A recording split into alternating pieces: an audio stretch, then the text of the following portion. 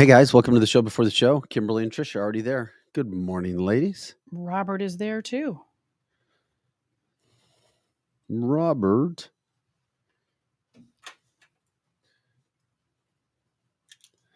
He has a fancy name.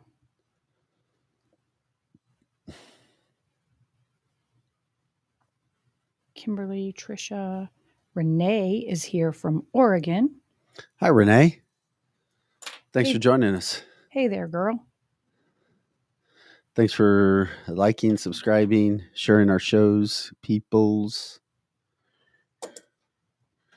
Let's see here.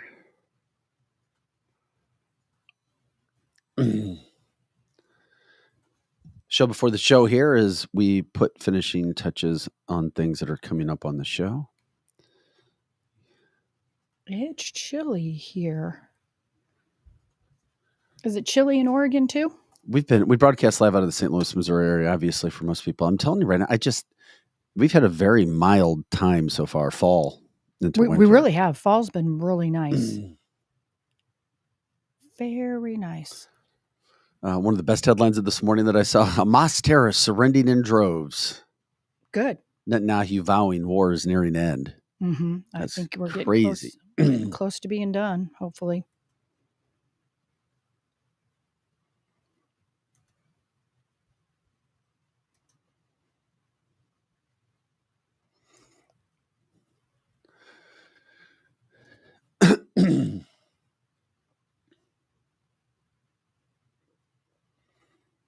I love that 60 Minutes did an interview with Novak Djokovic. Yeah. Did you watch it? No, I saw a little bit of it. Mm-hmm. The greatest tennis player ever in men's tennis, ever. And he was not allowed to participate in some tournaments because he didn't get the cupcake. Mm-hmm. And he's like, I'm not anti-vax. He's like, I'm pro freedom of choice. I was like, great response. Yeah. He was right. He was very right. Yes. Seeing so much going down with people that took it. Yeah. Mitt Romney says, I don't see any evidence for an impeachment inquiry against Biden. Of course. He's okay, rhino, bought and paid for. Uh-huh. He's totally a rhino.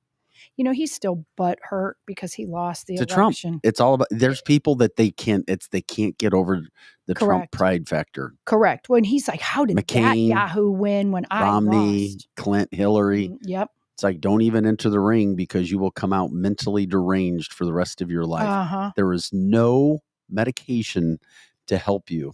Nope. There isn't. Nope. Him and Paul Ryan.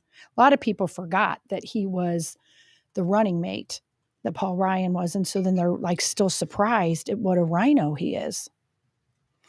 Oh, I'm just now. Okay. Hey, Joe, our guest that's coming up in 05 just now sent me pictures. So I'm going to send you a couple of these to pop up during our interview. Is that cool? Send them on over. All right. I'm looking at them right now. Let's see here. Were you guys talking about people who took the jab just a few minutes ago? Yeah. It's kind of with Novak Djokovic saying he didn't do it because he wanted freedom of choice. What do you know about that, Joe? Well, I just found out over the weekend on Friday that the co-host, one of the co-hosts of my show, had a quadruple bypass, and he ended up having the jab 3 times. Went to the doctor in about 2019, was perfectly healthy, and all of a sudden he's got quadruple bypass. Yeah. Isn't that so sad? Something happened with my dad's heart as well. Yeah. Which is unfortunate. And we've talked about those, healthy heart, and then all of a sudden has issues. But these have been well documented. It's not like a guess anymore. No, it's not a guess. I told you, it still needs to be talked about. I talked to cardiologists because I work with cardiologists, and not one of them they were all like, this was during the heat of it too. Yeah. Back to 2021. And they're like, yeah, people need to stop saying that this works because we see evidence that it doesn't. And this is kind of a massive problem issue. Yeah. Yeah, we get it. Show before the show here, guys. Just getting some final touches on the show back up here. Joe, I'm sending you those pictures from Max Fisher. We're going to be talking with Max. Spent a lot of time in Israel, Gaza area, following, let me see here, the attack that took place there October 7th and where they stand right now. It was actually on the ground there. So it's good to get an updated version of what's happening there. Or happening, all the above. Let's see here.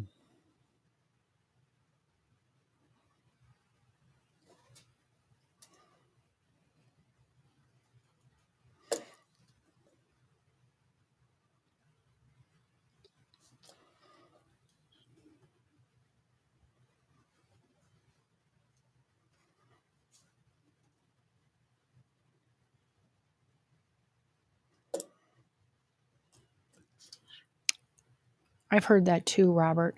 Been hearing to rid your body of cupcake spike proteins, try pine needle tea. I've heard that too. I've never even heard of pine needle tea. Yeah, I know. I've heard that. So I love this show. Yeah, I've heard that too. And at our party the other night, there was, we were talking about it a little bit too. And some people said that they had it and wish they hadn't. And others are saying that they didn't have it. But it was, and some people are not having any adverse reactions. So maybe they had the placebo.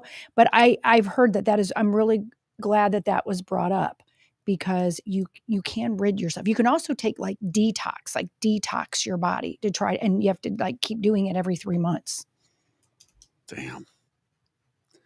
Sounds like the guys who were always trying to beat the drug test when I was in college. Literally, though. Marijuana. Yeah, literally. Drink vinegar. Literally, I saw dudes guzzling vinegar. And I was like, oh. Yep. There's Angie. Good afternoon, guys, from England. And Angie is always great about, chiming in on the chat line too, and letting us know that exactly what we're having here, they've had it too, and probably had it before we have it. And what I'm meaning by that is all the negative stuff coming, that England is full of it too. So Vic, all those images you sent, they were all of a raw image format that wouldn't work with anything. I changed the extension and it didn't work. So they have to be converted to JPEG or something. Really? Yeah. Let me see if I'm going to try to, maybe I can save them first. Yeah, if you can save them as a JPEG or something like that, and then they should work.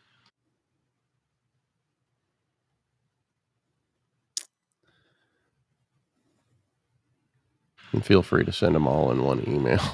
Yeah, I'll send them in an email. That would be easier. It's easier for me too. As long as now I have to go back and save them all though. Yeah, sorry. I tried to change it myself and it just wouldn't let me.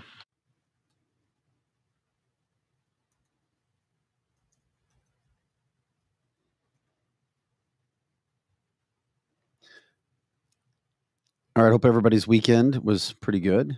Any highlights? Let us know. Share them. Nobody's birthday's today. Shout out to my youngest. His 16th birthday today. He was a December birthday for us. The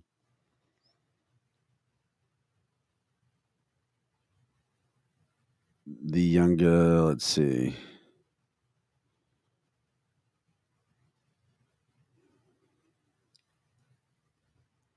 Yeah, so 16th birthday.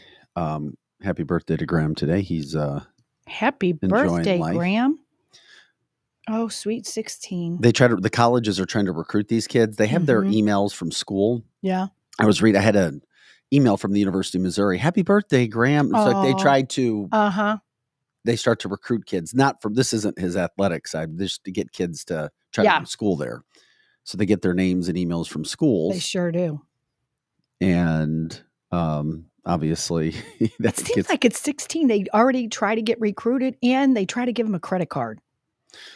When I was in grad school after I graduated, and then I was going through grad school, once I got into grad school, they target you. It's like I got 20 massive credit card. I mean, this is going back a long time ago because they cite you as, he'll be able to have a credit card.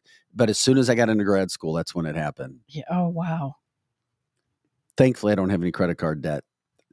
I just have tons of business debt. That's kind of the same, I guess. Paul said, are you guys getting any text messages from the Army recruiters yet? No, good point. Yeah, that really is. Let me hear. I was trying to send you the pictures. So here's what I'll do. I'll send those. We can go ahead. You know what? We can go ahead and start the show, buddy. All right. I'll send these to you and see if they'll move through. Okay. If they work, great. If they don't, Max, I'm sorry. We tried. They're sent. So we can start the show. All right.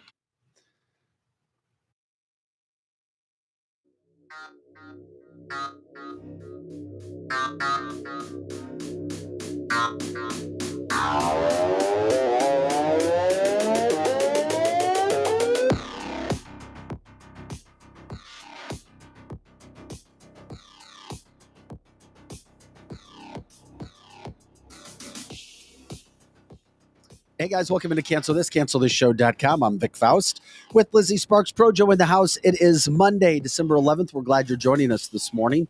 Appreciate you guys liking, subscribing, sharing the shows. You know what we do Monday through Friday, 8 to 10 a.m. Central and all the time on our website. Cancelthisshow.com, the live cast. We love it when you're a part of the show. You guys can interact with us. You can help us entertain, educate, and just have some fun Monday through Friday with news headlines, politics, cancel culture education, conspiracy theory stories, comedy, you name it. We do it all here. And that's why we love it when you guys jump in from that standpoint. Yeah, Robert, $700 million to play baseball. Wow, inflation is everywhere. Everywhere. Shohei Ohtani, over the weekend got a $700 million contract. That's guaranteed money, by the way. $700 million over 10 years. $70 million a year. Now you just hope that he stays young somehow, or his body stays, and he doesn't get hurt. Yeah, $70 million. The Dodgers had money to pay that in LA. Wow. $70 million. From a sports standpoint there, the AP Wire just said Patrick Mahomes is still crying about a call at the end of the Chiefs game yesterday in regards to the Chiefs losing. The officials decided they had no choice but to call. Listen, I like the Chiefs. I don't have any problem with the Chiefs, but unfortunately, they had a receiver, Lizzie, that lined up way off sides, like on the defensive side of the ball. Yeah. Then he ended up scoring a touchdown that they thought was going to help them win the game. They called it back. So I'd never seen Patrick Mahomes get so angry in my life. Yeah, he was a little mad. So we'll see what happens. And then I heard that there was drama with Travis Kelce and Patrick Mahomes. I don't know if it's true or not. Oh, I heard that, but I didn't. Over Taylor Swift. Is that what it was over? And the Chiefs season is falling apart. They're 8-5, only one game ahead of some team called the Denver Broncos.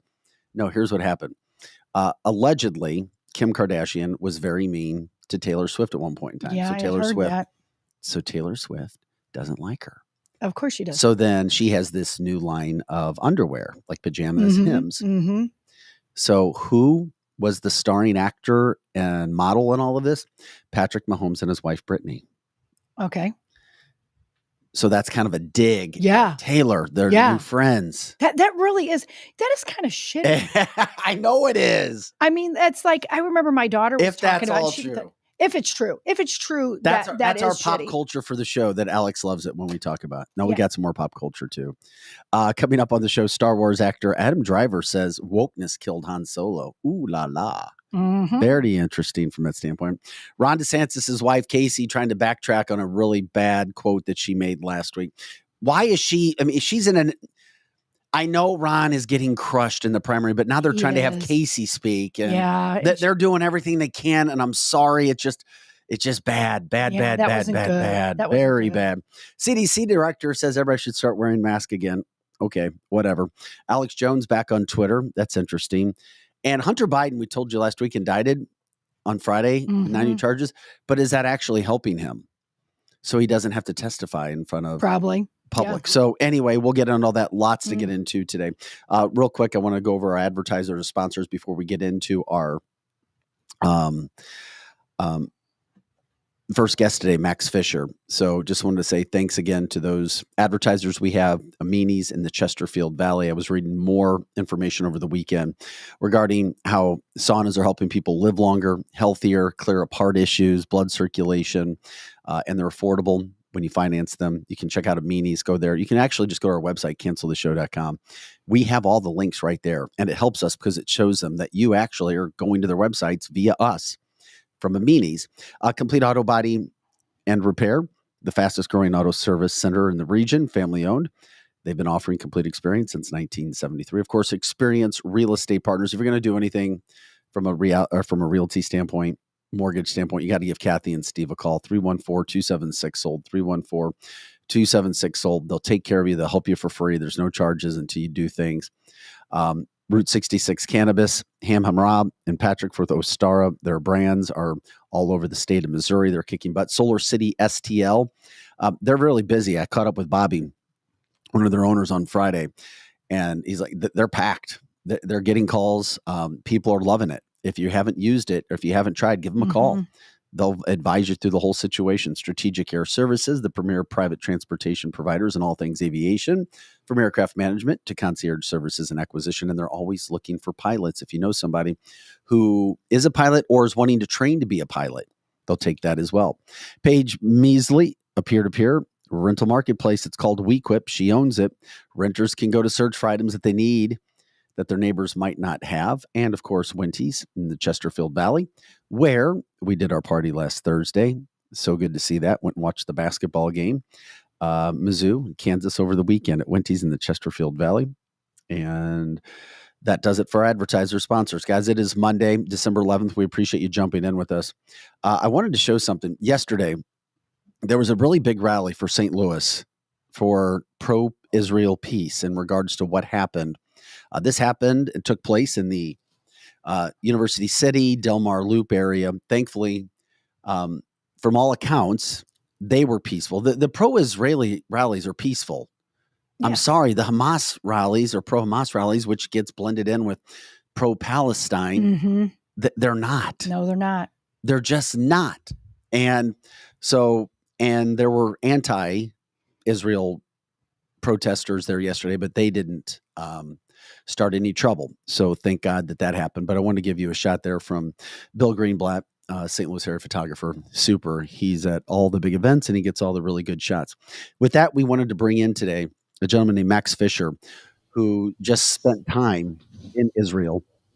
He went there as part of a contingent to kind of see what's going on, what's happening, and see if we could spend some time with him. Max, thank you for joining us this morning. Welcome into Cancel This, canceltheshow.com. If you could real quick, let everybody know a little bit about yourself, who you are, what you do, and where you just went. Sure. Well, first of all, Vic and Lizzie, thank you so much for having me on the show and bringing light to what's going on in the Middle East and Israel right now. I was born in the former Soviet Union. I'm a Jew. My mother and I initially immigrated to Israel. She essentially lied to our whole family and never told them that the minute that we were going to get out of the borders of the Soviet Union, she had always planned to come to the United States. She deemed it the best country in the world, and she wanted me to grow up here and not over there. Not that she doesn't love Israel, but she thought America was the best. So I grew up here rather than there. I've been involved in many different businesses, and currently right now I'm involved in the political space in West Virginia. And I was lucky enough to get asked by Faith and Freedom to go on the solidarity trip to Israel. Faith and Freedom, in case you guys don't know or your listeners don't know, is a national organization with 2.3 million members. And what they do is that they educate citizens and voters and politicians at all levels of government on many issues: Israel, pro-life, marriage, prison reform, human trafficking, that has been a huge one as of late. And they do all of this through a Christian lens. So it was my honor to get picked to go on this trip. And I went there with a couple of members from Faith and Freedom, a member from AIPAC, and 3 politicians from North Carolina, 2 state senators, Overcash and Craven, as well as Lieutenant Governor Mark Robinson. When you went on this trip, what dates were you there from?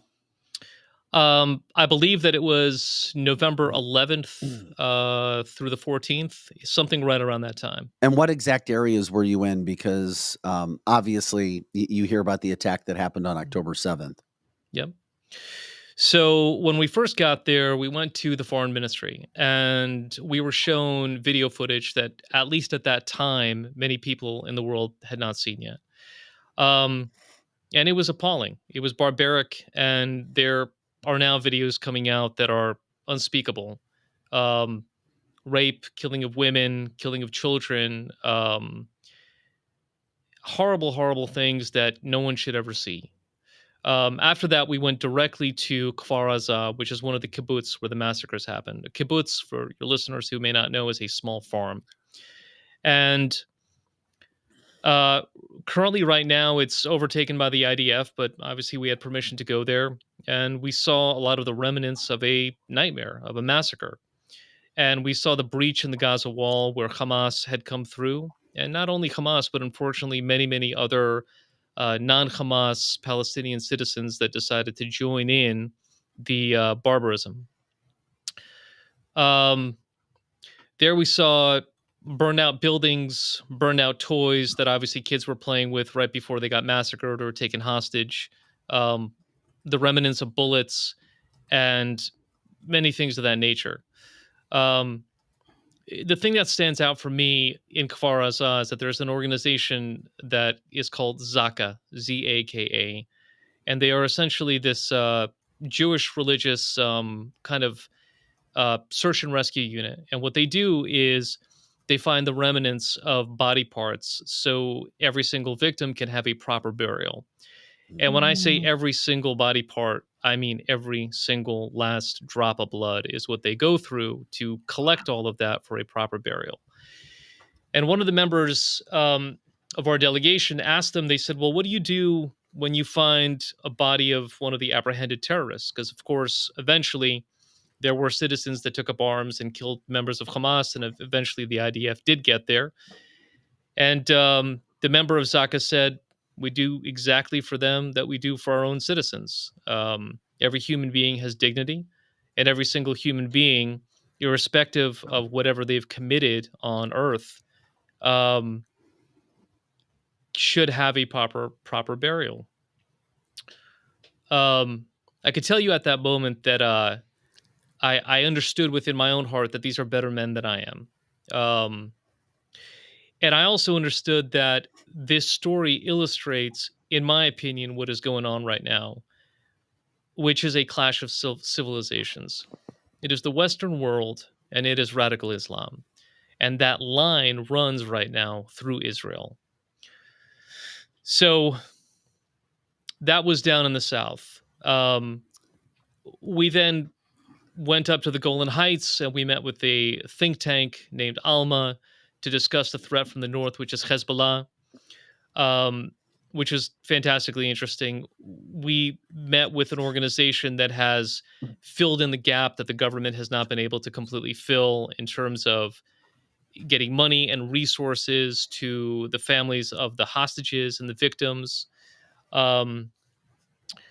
We also met with the family members of hostages. We also went to the hospital in, I believe it was in Tel Aviv.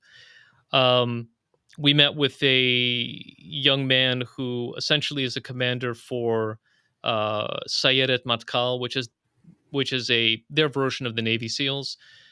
He was a first responder. He had his finger shot off, and then he got shot through the chest, and he is recuperating right now at the hospital in Israel. We met with a young American Jewish girl who survived the music massacre. She's rehabilitating also at the hospital as well. And I also want to remind Americans that aside from all the hostages that were taken, that included not only Israelis, but also people from Thailand and other countries, there are still, I believe, you would have to check right now, but I believe there are still 9 American citizens. 9 is the last total that we have, Max. Okay, fantastic. So that's on top of the Americans who were slaughtered as well. Yes. And again, yes, just like you said, there are still 9 American citizens that are being held hostage and have not seen the light of day for whatever it is now, 55 plus days. Wow. So we also met with two Druze families from the Druze people. And the Druze are Arabic people who have their own religion. They left Islam 1,000 years ago. And I'm not going to claim that I know much about the Druze religion. I know a few things about it. It's kind of a mix between Abrahamic thought and also some things that are coming from, I would say, Hinduism maybe, or Buddhism. Full citizens of Israel, love Israel, and they also have this sort of warrior ethos that most of the men especially serve in the IDF. And they serve with great distinction in the IDF and have so now for decades. We met with two of the families. One gentleman was 2 days away from retirement, jumped in his tank, did not have time to get his unit together, went down there by himself. Another gentleman was, again, one of the first responders, and he was shot and killed. And the cousin of that Druze gentleman, who was an IDF officer, we went to their, essentially to their wake to talk with the family about their loss. And she got up and she said many things about her cousin, and she said, he died protecting his country, Israel. And everybody from our delegation had really kind words and profound words to say. When it was my turn, I got up and I said, your cousin did not just die for Israel. He died for my country too, the United States. And this is something that I am trying to bring this message to all Americans, because we now have a young generation that is not connected to Afghanistan and to Iraq and to jihad and to what radical Islam is. And many of them, as you probably have heard, are celebrating Osama bin Laden on TikTok, which is insanity to me on many levels. Well, we see it a lot with colleges, as you have seen, of course. And when it starts with the presidents at Ivy League schools, obviously we're starting to get a little pushback right now when it comes to Penn's president now having to step down, and now a stronger push at some of the other schools in the Ivy League for basically was anti-Semitic thoughts as the presidents. And it even goes into colleges. My own daughter was like, Dad, you don't get it. She's like, and she's at the University of Missouri. And she told me a few weeks ago, she's like, Dad, you don't get it. The Israelis don't even like what they're doing. There's this, and I'm like, oh my God. I was like, honey, where are you? She's like, I'm telling you, Jews are out saying that they're angry at their own government for going in to Gaza. And I'm like, okay, I see what's starting to happen. What's always happened, except coming to a little bit more of a light. It's like, wait a second. I was like, do you realize what happened? You had Hamas and pro-Hamas supporters attacking Israel and now going out and defending themselves. You've got to be careful about that. So yeah, I see what you're saying from that standpoint, Max. It's definitely happening. Yeah, and it definitely is this very strange alliance between radical Islam and with the Marxist left. Yes. That is in this country and that is in Europe. And there is a saying in Islam, and it goes like this. It goes, I am against my brother. I am with my brother against my cousin. I am with my brother and with my cousin against the foreigner. In other words, radical Islam has no problem right now having a temporary alliance with, let's say, the LGBT community, some of whom are marching for Hamas, because it suits their purposes. And I think what a lot of people on the left don't realize is that the minute they're done with you, they're going to be done with you. And it is difficult for the Western mind to understand what is fueling radical Islam, in my opinion. We're talking with Max Fisher. You just got back from a trip to Israel. You're talking about some of the spots that you visited. We have people who ask questions. We'll try to send questions to you as well here. I'm just curious. You said you saw the opening, the breach, if you will. What was that area like, and how did that happen? Because Max, my conspiratorial mind still thinks somehow, some way it was an inside job.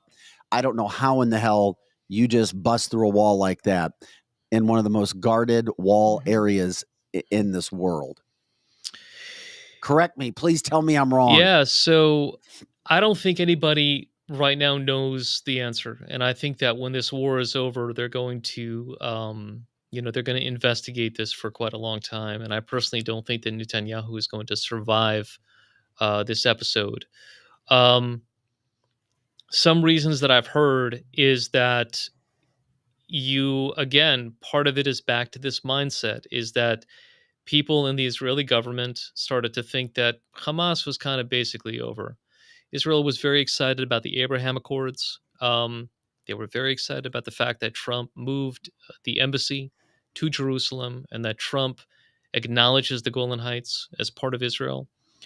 And I think that they thought that there's this kind of this last thing that is a pain in the side called Hamas, but they don't have the wherewithal, they don't have the resources, and they dropped the ball. And I also think that many people in Israel have started to rely too much on high tech.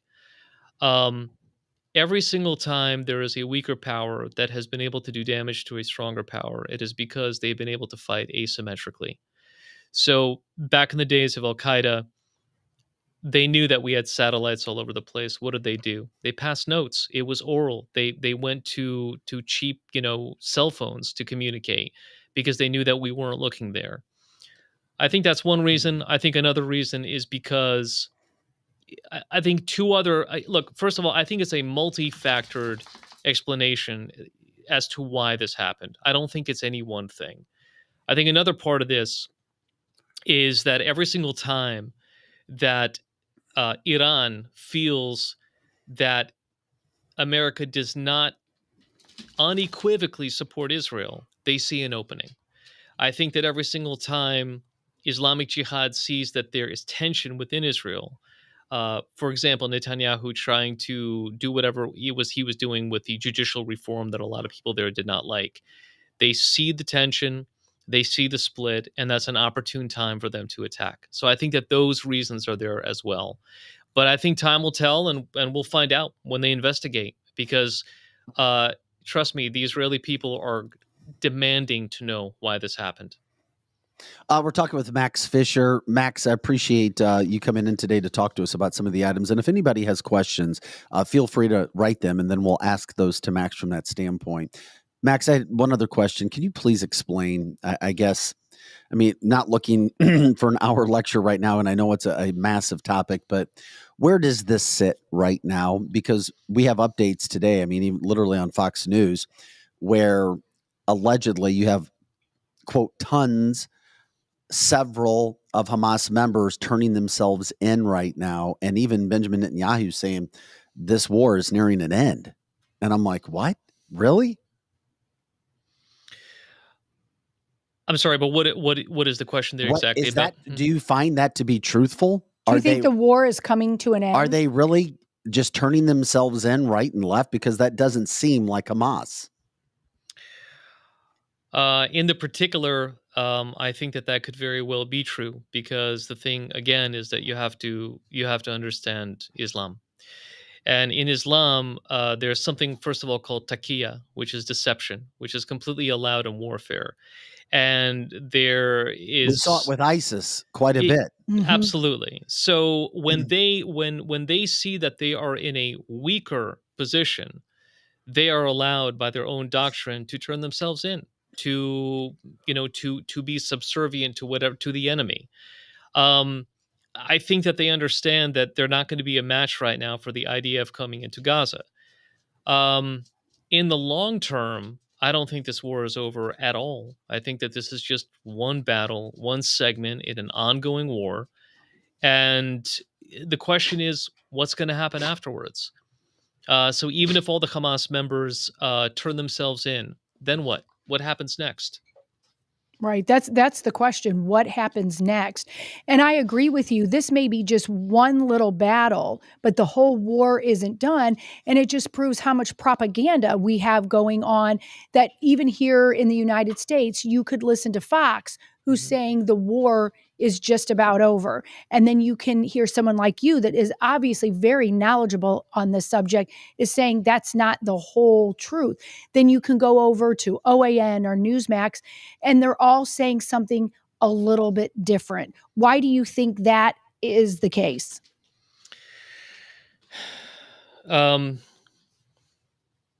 Look, George W. Bush called Islam a religion of peace, and so did Barack Obama. Correct. And I want to be very clear with what I say here.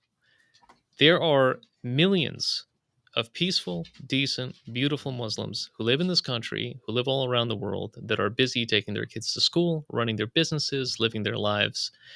And that is evidenced by the fact that the day after 9/11, there wasn't a massive jihadist uprising in the United States. It didn't happen. That being said, Islam thinks in terms of generations, centuries, 1,000 years. It is in their book. It is a maximalist political doctrine to make the world subservient to Allah. It's not going to end. And this particular thing may be over, but I could assure you that there is a soft jihad happening in America right now with the Muslim Brotherhood, with CAIR, CAIR, which is the Council of Islamic American Relations within this country. Yeah, they're in every city. Yeah, they're everywhere. It's okay. They send money to the universities, and again, it is a soft jihad because when they understand that they are in a lesser position to their enemy, this is what they will do.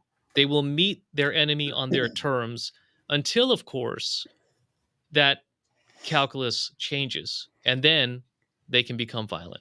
And I'm glad you're saying that because so many people won't say the truth of what you're saying. We are in a soft jihad, and a lot of people think that that's exaggerating. Well, it's not, and that's a problem again. The segments of Islam that have tried to reform themselves, most notably in Senegal with Sufism, a much more peaceful version of Islam. It's fantastic. They're not really accepted by the radicals. They're looked upon as second-class Muslims, essentially. We do have some peaceful imams. They're hated by the radicals as much as a Jew would be or a Christian would be. It is what it is, and the biggest message that I wish that I could make Americans understand in the government is that unequivocal support and strength from the United States, not only does that save Israeli lives and American lives, it also saves Palestinian lives as well.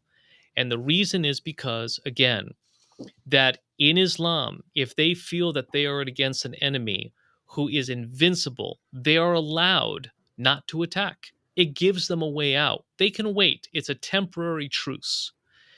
A temporary truce, however, with an invincible party like Israel and the United States who gives them no quarter, that could last for thousands of years. And so, it has. And it has. So, talking with Max Fisher. Max, a couple different questions that people were wanting to know about. What about other countries that have chimed in over this entire situation? Because I see what's happening in the United States, and we are divided on so many issues. This is another one, and it's dividing college campuses, and it's dividing younger people, and it's dividing the media, and it's dividing families, and it's dividing, and it's all the propaganda that gets put out there. But what it's also done is it's also showed the true anti-Semitism that is out there, and it blows my mind from a political standpoint as well, where I'm sorry, I'm not trying to say it, but I see most Democrats in the United States in political positions taking sides, whether they say it or not, that are anti-Semitic. Yeah. Do you see it? I do, but it's to me, it's it's a little bit more complicated than that. So how why are so, though? Because there's so many Jewish people that identify as liberals and Democrats, yet where are the liberal Democrats standing up right now when they have people that have been attacked and brutalized? Where are they in our country right now doing what they should be doing? Yet you have conservatives who are trying to stand up for the Jewish way. All right. So first, let me address my liberal Jewish cousins and friends who I have many of them. In their eyes, I've been looked upon as a crazy for 10, 15 years. I no longer I am. bet you have. Welcome Yeah. to the club. Yeah. I no longer am. Every single time we meet for Passover, which is which is Easter, they think I'm crazy. No longer. They no longer think that I'm crazy. They are Good. I'm questioning glad the to hear it. Democratic Party, and they're not giving money to these institutions anymore. And I think that there's been a massive change within the liberal population of Jews. And I think that again, they are applying a compassionate Western mindset to a different culture. Concerning the Democratic Party is held captive by the Marxist left. They must bow to the Marxist left right now, or else they're not going to get elected and they're not going to have their political careers, which is what they love so much. And so through the Marxist left, yeah, I mean they're anti-Semitic because they must bow to the Marxist left, which right now has a marriage of convenience with radical Islam. I'm trying to figure it out, Max, because even New York Governor Kathy Hochul came out over the weekend speaking against anti-Semitism, and she is as liberal as it gets, as Democrat as it gets in New York. I'm guessing that she's starting to feel the heat from people within that state, starting to see what's happening at those Ivy League schools in Massachusetts, in New York, and what's happening and the embarrassment in the year 2023 of anti-Semitism all over the place. Well, it's tough, right? So, I mean, the video footages are coming out, the stories are coming out, babies beheaded, women raped. I'll tell you, there's video footage of this is one particular thing I'd like to talk about. Hamas enters into a house in one of these kibbutzes. They take the gentleman, they tie him up, and they put him in the corner. They take his wife, who's pregnant. They cut open her stomach, take out the baby, show it to the husband, shoot him in the head, cut the baby in half, and let the woman bleed out. Now, how are you going to stand with that exactly as an American? That's even my if you're point, liberal, Max. right? Yeah. Exactly. Yeah, I don't understand. That's what just one. That's just one of the stories, and all I have heard from people that try to defend that. Well, Israel's been doing this to Palestinians for hundreds or since 1947 and hundreds of years. Yeah, the occupation is worse. Yeah. Yeah, how do you answer that? Because that's what they're saying, and so much of it is false information that they're getting from their liberal agendas and the colleges and even their high schools, for that matter. How do you address that when they try to flip it on you like that? Starting with the Peel Commission, when the land of Israel was a British mandate, to now 5 times, the Jews and the Israelis have asked for a 2-state solution to live in peace. 5 times it has been rejected. It has never been about borders. It has never been about resources. If you read Hamas's charter, it's all there. What they want is to kill and expel every single last Jew in the land of Israel. Why? Because in the Quran and in Islam, in a radical reading of it, Jews and Christians can be tolerated as dhimmis, second, third-rate citizens. They have to pay the jizya, which is a special tax, but they can never be in power. They can never have their own state. And they must be subservient to Islam. Once Islam takes land, it is shameful for them to give it up, which is, by the way, if they ever took Israel, they would then go after Spain because they feel that they have ownership of that country as well. So the colonizers here, in my opinion, have been the Islamists. The other colonizers here are the Marxist left, as they're colonizing all the universities and all the minds of our youth with a bunch of garbage. There's no apartheid in Israel. And saying so really spits in the face of all the black South Africans who lived through a real apartheid. 20% of the population in Israel are Arab. They are integrated into all aspects of society. They are members of the Knesset, their version of Congress. And there is there's a lot of propaganda again that feeds the left. And how so? Marxism is basically reduced to this: the oppressor and the oppressed. If you're the oppressor, that means if you're doing well, that means that you stole it from somebody. You didn't earn it, you stole it. And if you're oppressed, you're the underdog and you need the sympathy of the world. Never mind, it's possible to be oppressed and to That be a sounds bad like guy. a lot of situations in the United States. Yeah, I mean, that's definitely what's going on here right now. In a So variety of areas. what these Americans do is that they map this on to another situation where it's not mappable. It's a completely different situation. And if you take a look at look at the map of the Middle East, you've got 20 some Islamic countries and a country the size of New Jersey, which is the beacon of democracy. And the thing that I can't get over is that it is only in Israel that you can be openly gay. It is only in Israel that you can be part of the LGBT community. You can be whatever religion that you want to be. As a girl, you could walk down the street in shorts and a shirt, and no one's going to bother you. But propaganda is propaganda. Yeah. It- Try that it's with so Sharia real. law.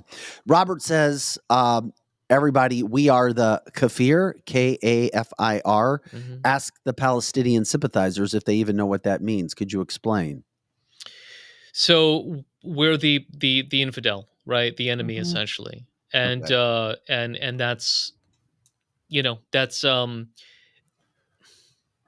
the other part about this that a lot of people don't want to talk about is that my heart goes out to all of the innocent people in Gaza, and they are there. But the truth of the matter is that many of them support Hamas. They voted for Hamas. Israel left in 2005. They elected Hamas in 2007. It's been a lot of years right now. They could have turned Gaza into Dubai. They could have turned Gaza into into an island of wealth, because my God, Israel and the international community would have bent over backwards to make that happen for them. And instead, when people send them money, that money goes to Hamas. By the way, the Hamas leadership lives in Qatar. Each one of them is worth about $3 to $4 billion apiece, I'm glad you touched on the money. Yeah. and their kids hang out at nightclubs and have chauffeurs, and the freedom fighters that they are. That's what people need to know. Well, and I'm asked quite a bit that this is, in addition to the cultural war and all of the division, this is actually an attack on people with a white face, which Mhm. Jewish people have a white face, Europeans have a white face, American white people. So I don't understand where the white liberals jump on this bandwagon where Black Lives Matters is supporting Hamas. So do you think this is some sort of an attack on just a white-faced person? From the standpoint of Jews being the whites here, is that what we're talking Yes. about? Yeah. Yes. Okay. Yes. So right. So okay. So I'm what's called an Ashkenazi Jew. All right. I've got blue eyes, and if you saw photos of me when I was a kid, I had platinum blonde hair. And that's because my mother is 100% Jewish, but my father was Russian Nordic with blonde hair and blue eyes. I am Ashkenazi. We are the Jews that left Israel during Rome on my mother's side and eventually, came to the United States all these years later, came to Israel or whatever. The majority of Jews in Israel are brown, and many of them are black. They're from North Africa. There are Jews that in 1948, all the Jews of Yemen got expelled. Iraq got expelled. Iran got expelled. Tunisia got expelled. All of them were thrown out of the Arab lands and were not allowed to live there anymore. By the way, everything that they had got taken over. They literally left with a suitcase. And Mm. so a lot of people in the United States think that all Jews, kind of maybe look like me. They're white or whatever, Mhm. but that's not the reality.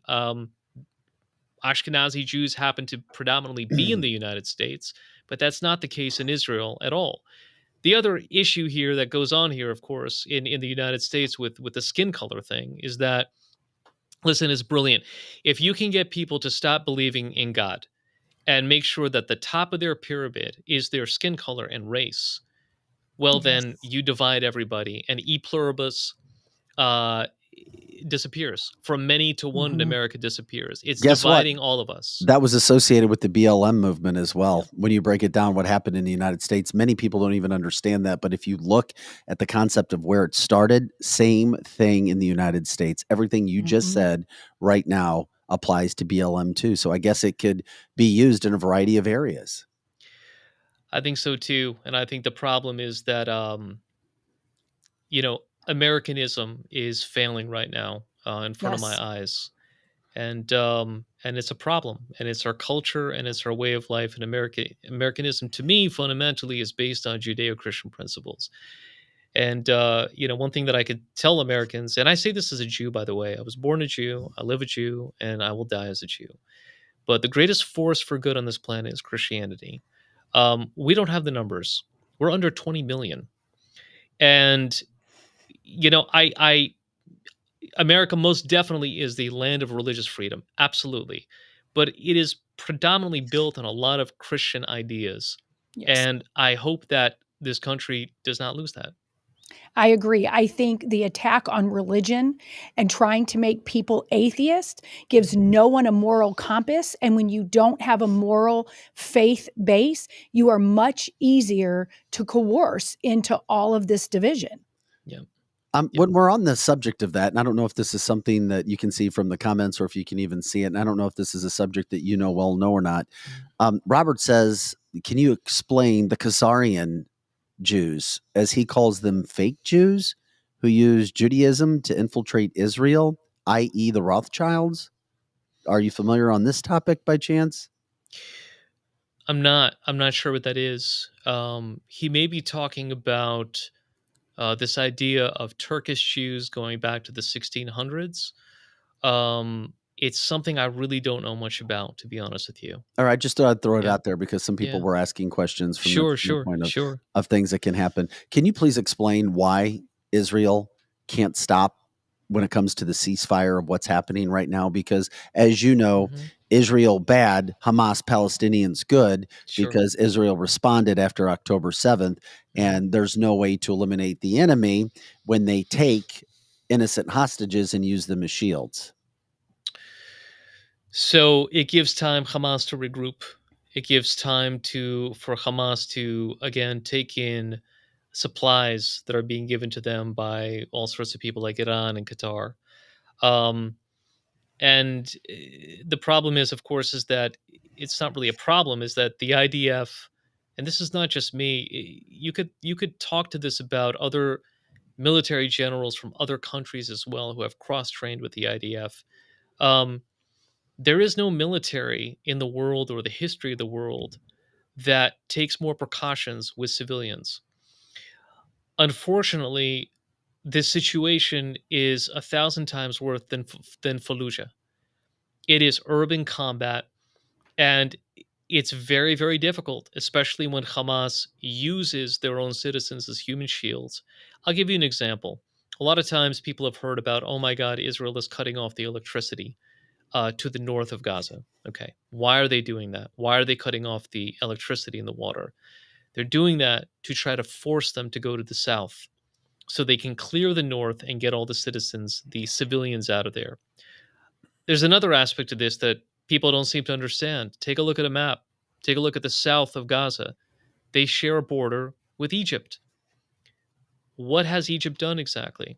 Egypt is also able to open up their gateways and give them food and water and supplies and the rest of it, and maybe even take in the civilians. But of course, they don't, and they won't, and they don't want to, and they never have. Isn't it also true that out of all the Muslim countries, and I believe there's over 40, correct me if I'm wrong, Max, not one of them are taking refugees from No. Gaza? Mhm. That should tell you all you need to know. I repeat, not one of these Muslim countries are taking refugees, but we have American, even conservative politicians Yeah. who are like, oh, we will take them. We want them. Yeah. Yeah. Where are your fellow Muslims? Yep. Nowhere to be found. Crickets.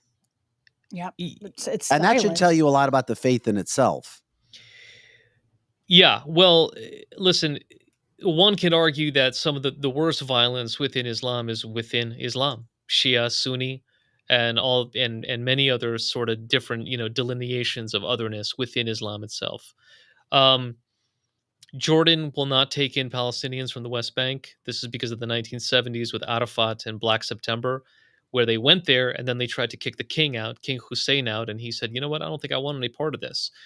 Um, Egypt doesn't want them because Egypt now is back to having sort of military nationalistic rule in Egypt.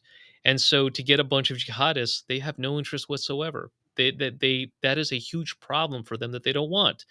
Um, but it's also great for all of these Islamic countries to use these Palestinians as fodder, right? On the border of Israel, for their own purposes. To cry out the colonization of the Israelis and in Western Europe. So the whole thing, unfortunately, is ridiculous, but it is what it is. Well, I even have friends. It's dividing some friend groups of mine too. And even if it's not set out in public on text messages, things are being said behind the scenes about each other, and it's dividing. And it blows my mind that it's a subject and it's a situation that's even dividing suburban people that have no connection to Israel or Gaza specifically, except for the fact of, nobody wants to see people killed. Nobody wants to see people in horrible situations. And once again, there was a ceasefire. Things were quiet until October 7th. That's true.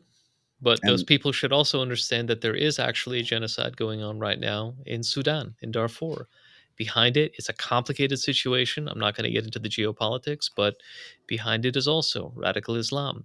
How many Muslims were killed in the Syrian civil war, in the Libyan civil war? The Syrian conflict is going on right now. Do you see anything on the news about it? No, or about of course Sudan? not. No, we don't. No, and we've brought that up on this show before too, Max. We try to be fairly educated and have people give us ideas and talk about situations because we know what media will do, both nationally and internationally, when it comes to this subject. Mm-hmm. It's about division, but we also believe, and it sounds like you do too, that there are greater forces and that there is something at play that's greater than all of this. And it's the entire world coming together in some sort of government and some sort of situation to push certain ideals on the rest of us, because apparently freedom is not a very good thing. Apparently not. Yeah. Max, before we let you go today, anything else that you wanted to leave us with or remind each other about, anything that you're seeing, anything that you've learned that can kind of help people understand what's happening in this entire situation that maybe you haven't talked about? I would urge Americans to understand that radical Islam is an enemy of the world. It's not just Israel. I would urge Americans to understand that with all my love and respect to the United States Marine Corps, the tip of the spear against radical Islam is the IDF. I urge all Americans to understand that if they win there, they will come for you. No doubt about it. I urge all Americans to understand that one of the reasons why Western Europe, especially Sweden, but also London, England, while privately they actually do stand with Israel, publicly they cannot. Why?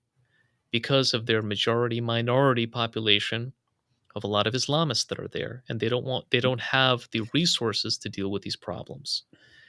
And I want all Americans to understand that the United States, with all of its problems, with all the things that we may have not done perfectly, is the greatest country in the world. And I'm very thankful to my mother that she took me here and that I grew up here. And I like to say one last thing.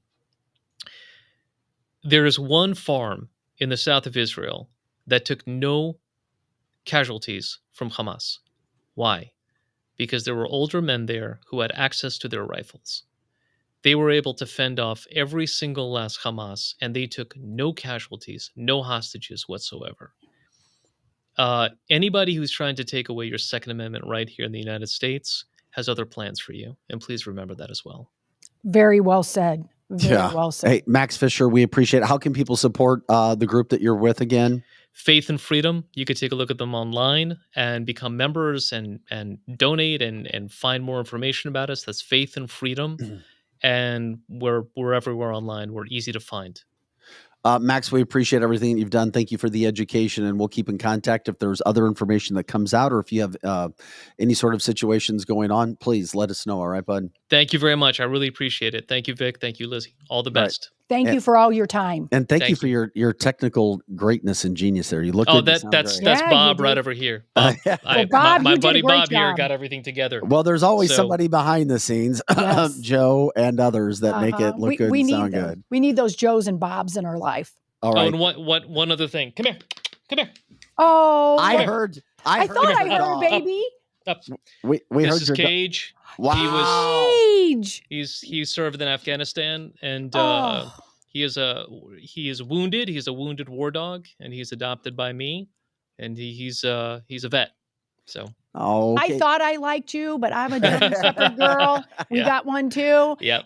Amen to that. Hey, Yep. before I owned a German Shepherd as well, Mhm. purebred from Germany. Can you do me a favor? Can you have Yep. Cage jump up on your lap again? I just wanted to Yeah, see Cage, come on, up. I up, could just come on. barely see his ears. He is a Belgian Shepherd. He's a Belgian Malinois. Okay. But they look a lot like German Shepherds. They're a little bit different. And I have a girl too. She's over here too. She was also in Afghanistan, but he's the extrovert right here. He's the extrovert. Love that. I can tell. What a beautiful dog too.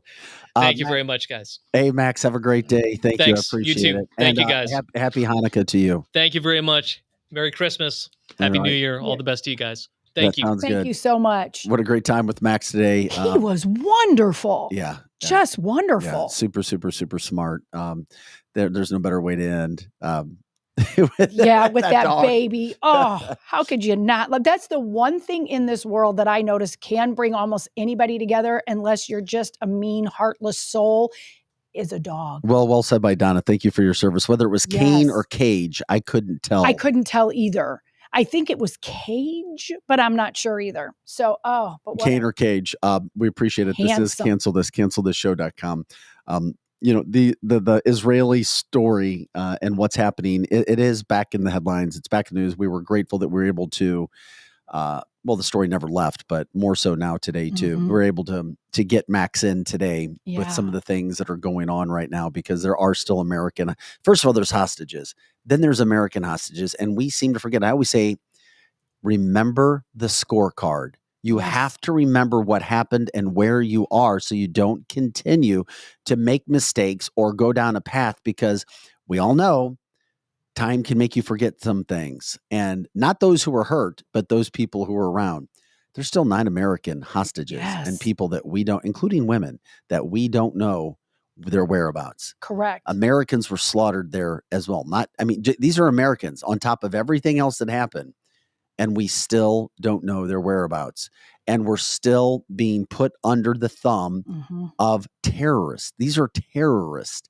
And then you have anti-Semitism running around, and then it kind of mixes it all in. It tries to gray up the situation. Oh, well, Israel's been mean to us forever. It's like, whoa. And then you start to forget, and then it's easier to take over weak minds, or minds that are uneducated, or minds that are just lazy and just look at headlines and don't really see or talk to all sides of the story. I'm sorry, it's wrong and it's bad. And there was a ceasefire Mhm. until October 7th happened. It changed everything. It did. It changed everything. And that's why it sucks and it's sad for those innocents who are killed. But if you live amongst a people that you support, or if you say you don't support when it comes to Hamas, and then they start taking you as shields, that's on you. That is on you, because I are can't here. understand. And if there's anybody that wants to explain why that isn't true, then Mhm. please explain it to us. Yes, I would like somebody to come on and be able to explain as eloquently as Max 'Cause did I don't see it. why we need to be concerned and what's the truth.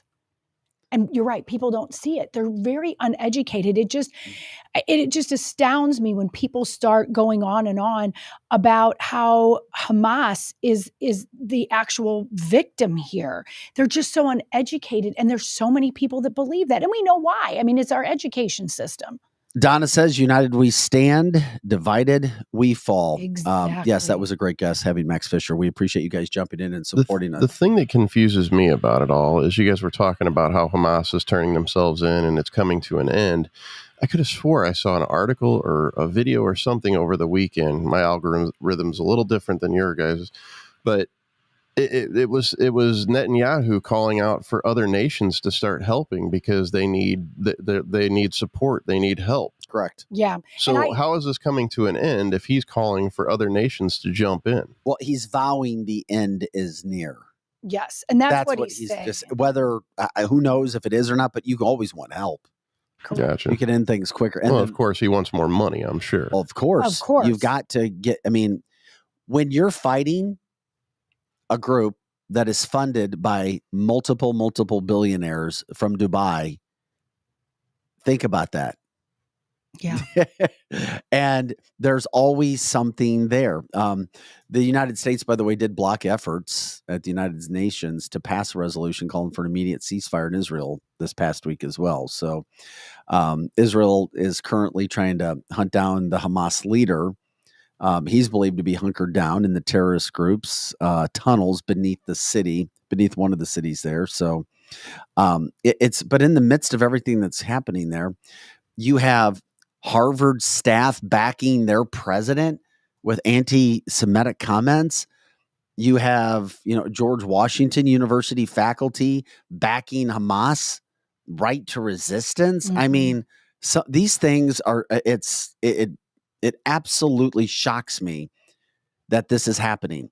And they're trying to turn these things around from what happened October 7th. Yes. You can't have a conversation about anything else ever until you talk about October 7th first. And then you talk about the 5 times where Israel tried to have a multi-state situation that you turned down. Please correct me if I'm wrong. Please tell me how I or this show or the information is wrong. 5 times. We have talked about this multiple times on this podcast. 5 times they refused to have multiple states. 5 times they refused. They don't want it. But that's the message that can get lost. And then you have these university leaders, and something's going on behind the scenes for these university leaders. I don't know if they're getting paid. I don't know if they're getting threatened. I don't know if they got to their positions because of backing these people, but something's going on for all of these professors to all of a sudden be like, oh, yeah, right to resistance. And if they're afraid, because they're all worried about being canceled. Yes, they're all worried. And you're right. We don't know exactly how they got and that it's way. Weak and it's cowardly. Yes. And I'm glad they're getting called out right now. And the pressure needs to stay on them. And thank God there's enough Jewish support and money coming in for Jews to say, you know what? We're going to call you out too. We're not going to let you have anti-Semitic remarks. We're not going to just sit back. We're going to put your names on billboards. We're going to continue to bring as much notoriety to what you are allowing on this college campus. Correct. Well, and what's going on these college campuses, the great thing about it, I watched a lot of it this weekend and trying to catch up on it. If you really zero in on their faces, they are smug. They really think they're smarter than you, Vic. They think they're smarter than people like us. They have been so indoctrinated in this, and they're part of doing the indoctrination, and it's part of a bigger plan, but they're sitting there, and when they were being asked, why do you support all of this violence? They can't say yes. They can't say no. They go back, but if you notice what they say is the same exact pat answer that they are all programmed to say, all of these big words that don't ever answer a question. And that is what our academia is these days. That's what it is. Well, the Harvard president, Claudine Gay, she's facing calls to resign because of her anti-Semitism, which is clearly out there. But she has over 5, and once again, there's no reason to send your kids to Harvard. It is not some great institution anymore. And you can say, oh, you're crazy, Vic, blah, blah, blah. No, it's not a great institution. No, it's when not. It's not even upholding American values, when it is an institution that is promoting anti-Semitism. Correct. That is not some great, and Harvard, by the way, is the same school that hired Lori Lightfoot to that teach. that should tell you a lot. And I know some grads now. I go to Harvard. I went to Harvard. You know what? Take Harvard and stick it up your ass. Stick it up your ass. When it comes to what they are standing for. Yes. I'm sorry. They are nothing. Mm-hmm. They're nothing.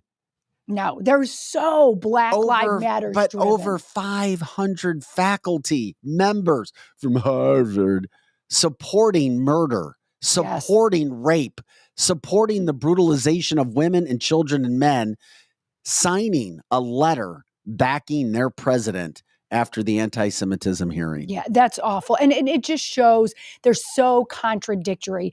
Most of these women that are these presidents, they're so feminist. They're so far left-wing. Their left-wing is so far up people's butts, but they don't say anything about It's happening in the St. Louis area, too. There's a couple women in St. Louis city politics who back Tashara Jones. It blows my mind as well. Blows my freaking mind. And it's in every city. Yeah, everywhere. And they're in the college cults. They're all over the colleges as well. So anyway, we'll get into that. This is cancelthisshow.com. It gets us riled up because of the bullshit that's out there and the stories that get put out there that shouldn't be out there. We're grateful for the sponsors that we do have, our partners, Amini's in the Chesterfield Valley. I mean, saunas and hot tubs, they're amazing, and it's all about the health. Click on cancelthisshow.com. You go to our partners page. We have links to all of these advertisers, these sponsors. It blows my mind what saunas are doing right now in regards to health, in regards to heart, living longer, weight loss. It'll blow your mind. Experienced real estate partners. Kathy Helbig Strick, Steve Strick with New American Funding powered by Score Mortgage, New Age Health Wellness as well. When it comes to getting your blood right, your body right, losing weight, feeling the best that you possibly can in every situation. Route 66 Cannabis, your fast lane to the Midwest premier cannabis shopping experiences. 5 stores throughout the metropolitan area. However, you can go to any locations throughout hundreds of locations throughout the the Missouri area, and get your products from Ostara, the Ostara brand line. Solar City STL, making renewable energy part of your life. Let them do the heavy lifting. They do the installs as well. They explain it to you. If you're using a lot of electricity, if you want to get off the grid, give them a call. Get a free quote. It's pretty simple. Can I save money? How is this possible? Oh, yeah. How can I afford this? Yes, the financing works out as well.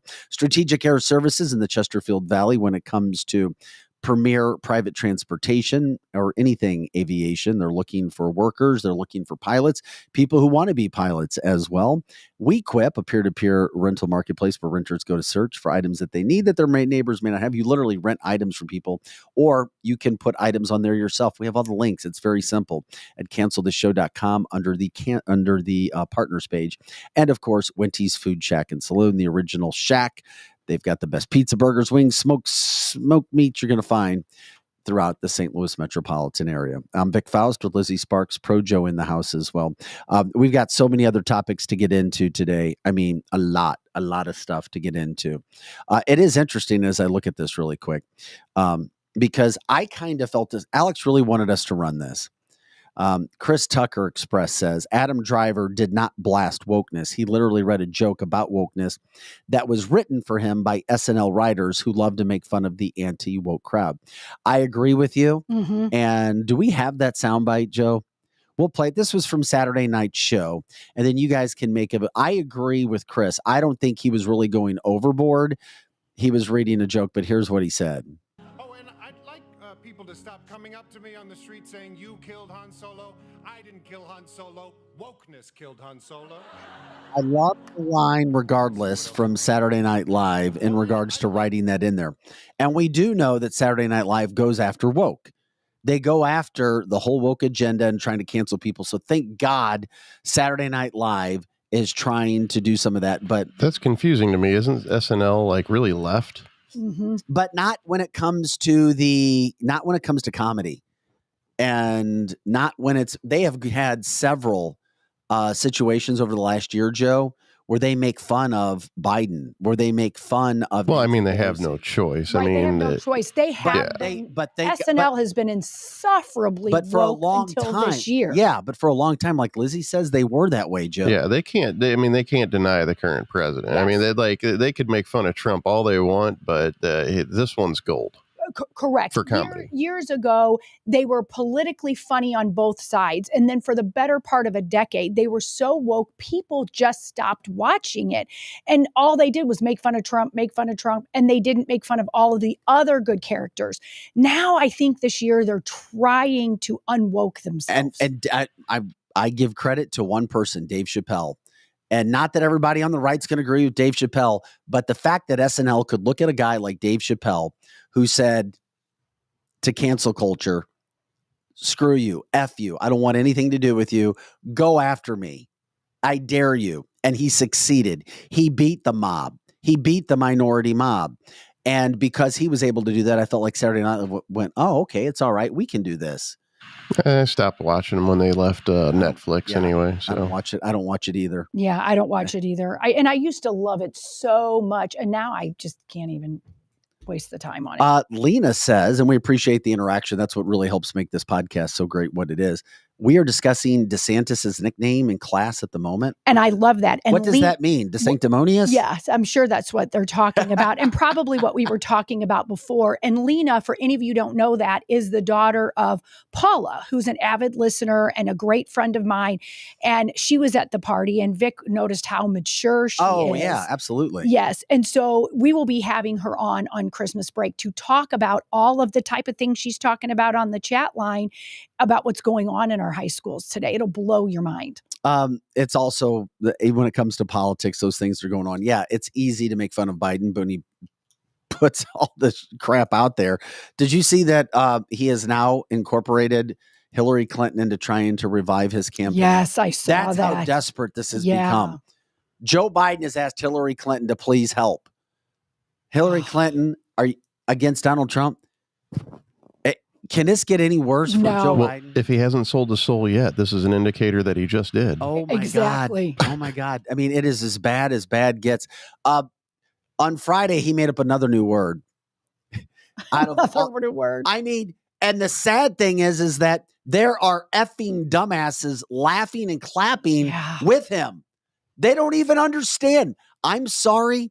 This is how stupid you liberal left people are if you're still backing this guy. Correct.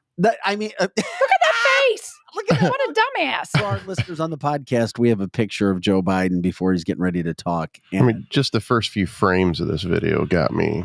But the problem is you'll hear him say what he said, and then there's people clapping for him. Yeah. That's why this country deserves everything it gets. Infrastructure week, but it failed. He failed. On my watch, instead of infrastructure week, America's having infrastructure decade. What? Huh? Over $1.3 billion. Trump just talks the talk. We walk the walk. Look at they're clapping. He's got one of those cheerleaders in the audience that are telling everybody to clap. Correct. These are the dumbest people alive. Frankly, he doesn't know what the hell he's talking about. Or they're not even listening. Here he goes again. 4 years of infrastructure week, but it failed. He failed. On my watch, instead of infrastructure week, America's having infrastructure decade. That's like Neanderthal. $1,300,000,000,000,000,000,000,000,000. And we walk the walk of bullshit. He likes to say America's a failing nation. What? Oh, Frankly, he doesn't know what the hell he's talking about. Okay, I have to hear this one more time, Joe, and then I promise we can get up. He says $1,300,000,000,000,000,000,000,000,000,000,000,000. On my watch, instead of infrastructure week, America's having infrastructure decade. Over $1.3 billion. What the hell? Oh. There's not a Democrat alive who could go vote for this guy and do it in good conscience and do it in a healthy form of mind. If you want to vote for this guy, nothing is right with you right now. Nothing. There is nothing right with your mental state if that's a guy you're going to vote for. Tell me I'm wrong and back it up. You can't. There's nothing you can say. Nothing. This is by this quote, and this wasn't a misspoke. I mean, he was, this is literally, here we go. $1.3 billion, $300 million. What? Over $1.3 billion, And they know this is why he will not be running for president. Oh, he is such a, you know what? And maybe he really does have dementia and he doesn't even know what the hell he's saying. I am so in agreement with you, Vic. The people that are clapping is way worse than him. Yes, that's my point. He's not there. The lights are on. Well, they're really dim and nobody's home. That audience was paid. Of course they were. But did you talk about losing your soul, that you're paid to watch that decrepit, old, dementia-filled, light bulb out, whatever. I'm starting to sound like Christmas Vacation with Chevy Chase. Like, damn, because there's no defending him. But the people in the audience, and I agree with you, Joe, they're probably getting paid. And if they're not, what the hell is wrong with you? That is the worst. Out of all the things Biden has done, this one, it's...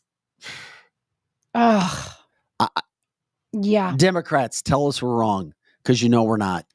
Something is wrong with you, seriously wrong with your head and or your heart if you're going to even consider trying to vote for this man. Yeah. Shame on you if you're even trying to promote him and say that he is better than any of these conservative. Just because you don't like the Cheeto guy.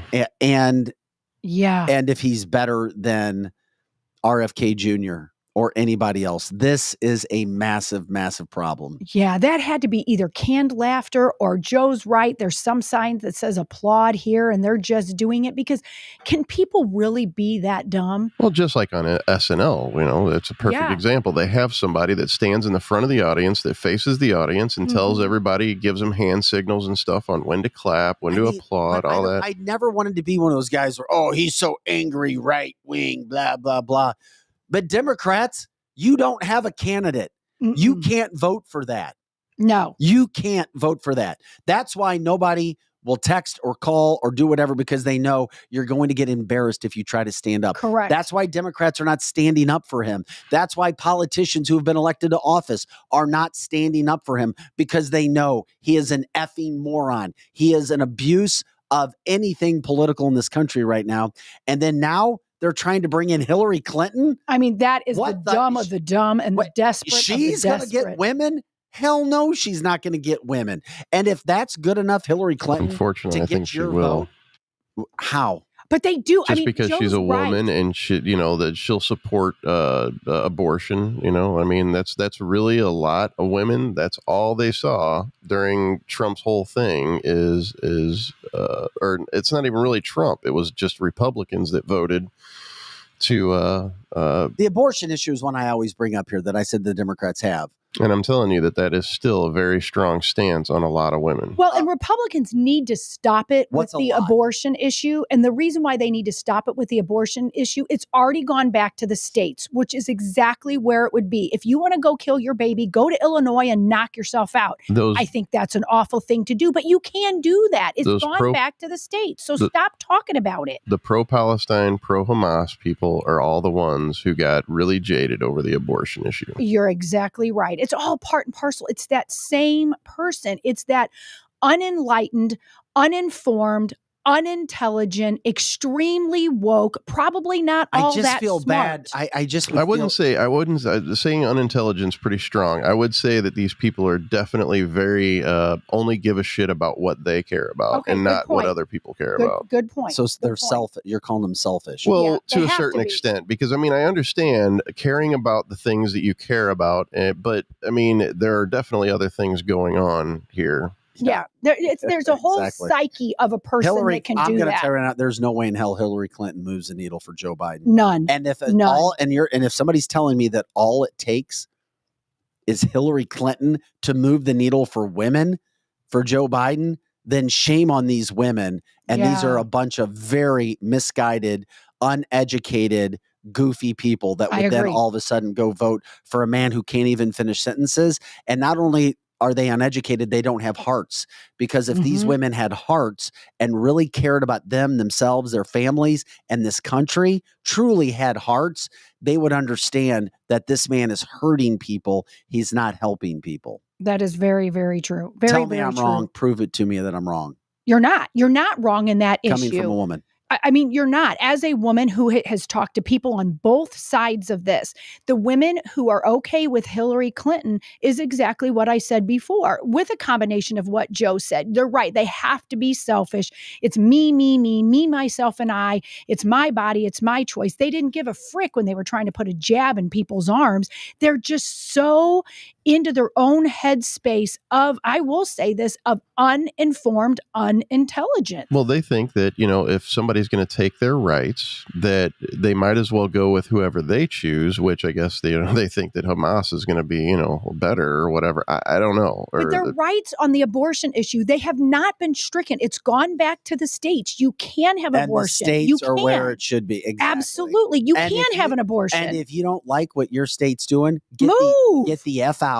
And go to another state where you can go be selfish and do what you want to do in your life. And we're not even going to talk about the moral standards or any of that. No. If you don't like it, then go somewhere else. Guess what? I know a lot of people leaving New York and California because they don't like the politics there, despite it being a beautiful state in California. And despite there being a lot to do in New York. You know what?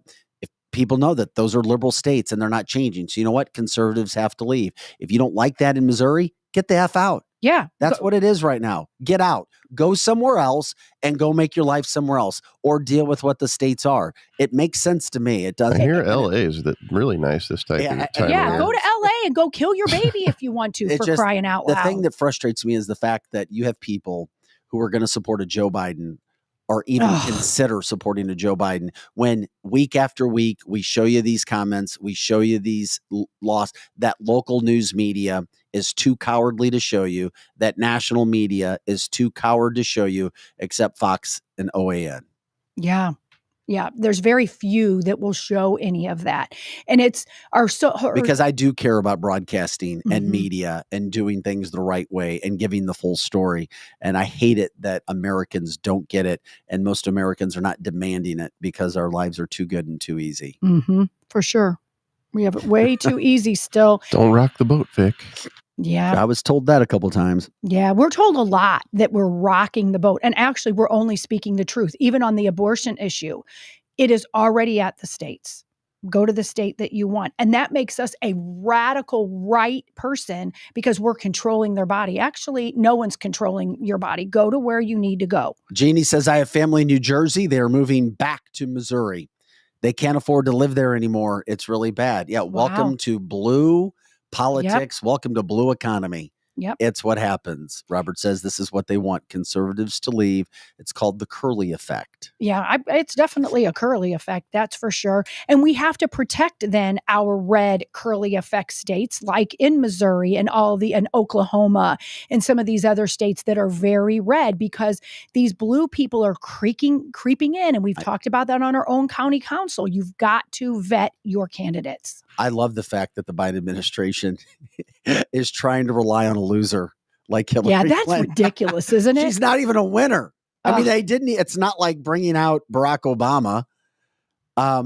They're bringing out, or Bill Clinton, they're bringing out Hillary Clinton, who is the lowest of the low. Yeah. Bernie Sanders would be a better choice than Hillary Clinton at this point. Well, you're right, because I don't agree with anything Bernie Sanders says, but he had way more support. Oh, he did. He's a wild card. That's why they cut him off. Correct. For Hillary. Because he's the left's Trump. Trump's the wild card for the right. Bernie Sanders is the wild card of the left. So they wanted to, they eliminated him. They bought him a house and told him to be quiet and move on. And he did. And he shut up with his little mansion. And I have no problem with them going after Hillary. Hey, good luck. Let us know how it goes. Yeah. I'm also pissed at when it comes to all the election stuff too. The Wall Street Journal, and I don't know who's behind it, really trying to promote, doing anything and everything they can to come up with every kind of poll. And of course, we know what Fox News does. They, I guess, interviewed 1,500 likely voters. And not only does Donald Trump beat Joe Biden, but Nikki Haley allegedly beats him by like 13 points. Mm-hmm. But Yeah. Donald Trump wins by 7 points. But yet she's 50 to 60 points behind him. Correct. Including correct. in her own state. And it's like, stop it. Just stop it already. Mhm. Everybody, it's like, why is there such a push to try to keep Trump out? Again, you already know what's going to happen. Well, even some of the Republicans, they're all like what Mitt Romney and Kevin McCarthy and all of them. They're kind of trying to prop up Nikki Well, McCarthy's Haley. leaving. He's leaving at yeah. the end of the month. And by the Good. way, Goodbye. that puts, but here's the problem with that too. That really puts the Republicans in a bind because he's leaving, somebody else is retiring, and that's going to leave the conservatives with one advantage seat. That's it. The Mhm. Democrats would never do that. They would make sure that everything is lined up. We got to keep as much of an advantage we can. Then you can retire. But McCarthy's like, screw y'all. I'm out of here. I'm He's done. taking his cookies and he's going home. And He's all but it hurt. really puts, Republicans in a bad spot. At the end of the year, they're going to have one spot. They'll have one spot open, Yeah, and then they that's got to go back through this. Mhm. It's not a good look. No, it's not. And then when it comes to this whole situation, even Ron DeSantis beats Joe Biden too in a Wall Street Journal. Oh, absolutely. Any one of our Republican candidates, if the election is fair and there's no cheating, any one of our candidates beats Joe Biden. Nikki, as much as I'm not a fan of hers, Ron DeSantis would, even Vivek would win. And of course, Donald Trump would win. So, But I know, but it frustrates. I'm sorry, Lizzie. yeah, no, that was it. So any one of our candidates in a viable election beats Biden. But the Yeah. problem is will any of the rest of those candidates fight hard against the left? I don't know. Here's what Robert said. Yeah, it was Johnson's retiring, correct. Yes. McCarthy's quitting. Yes. And then, of course, Santos being expelled as he should. Leaves him with one. Did you really think Santos should have been expelled? Yeah. You did? Why? Yeah, because it's a problem. I don't know.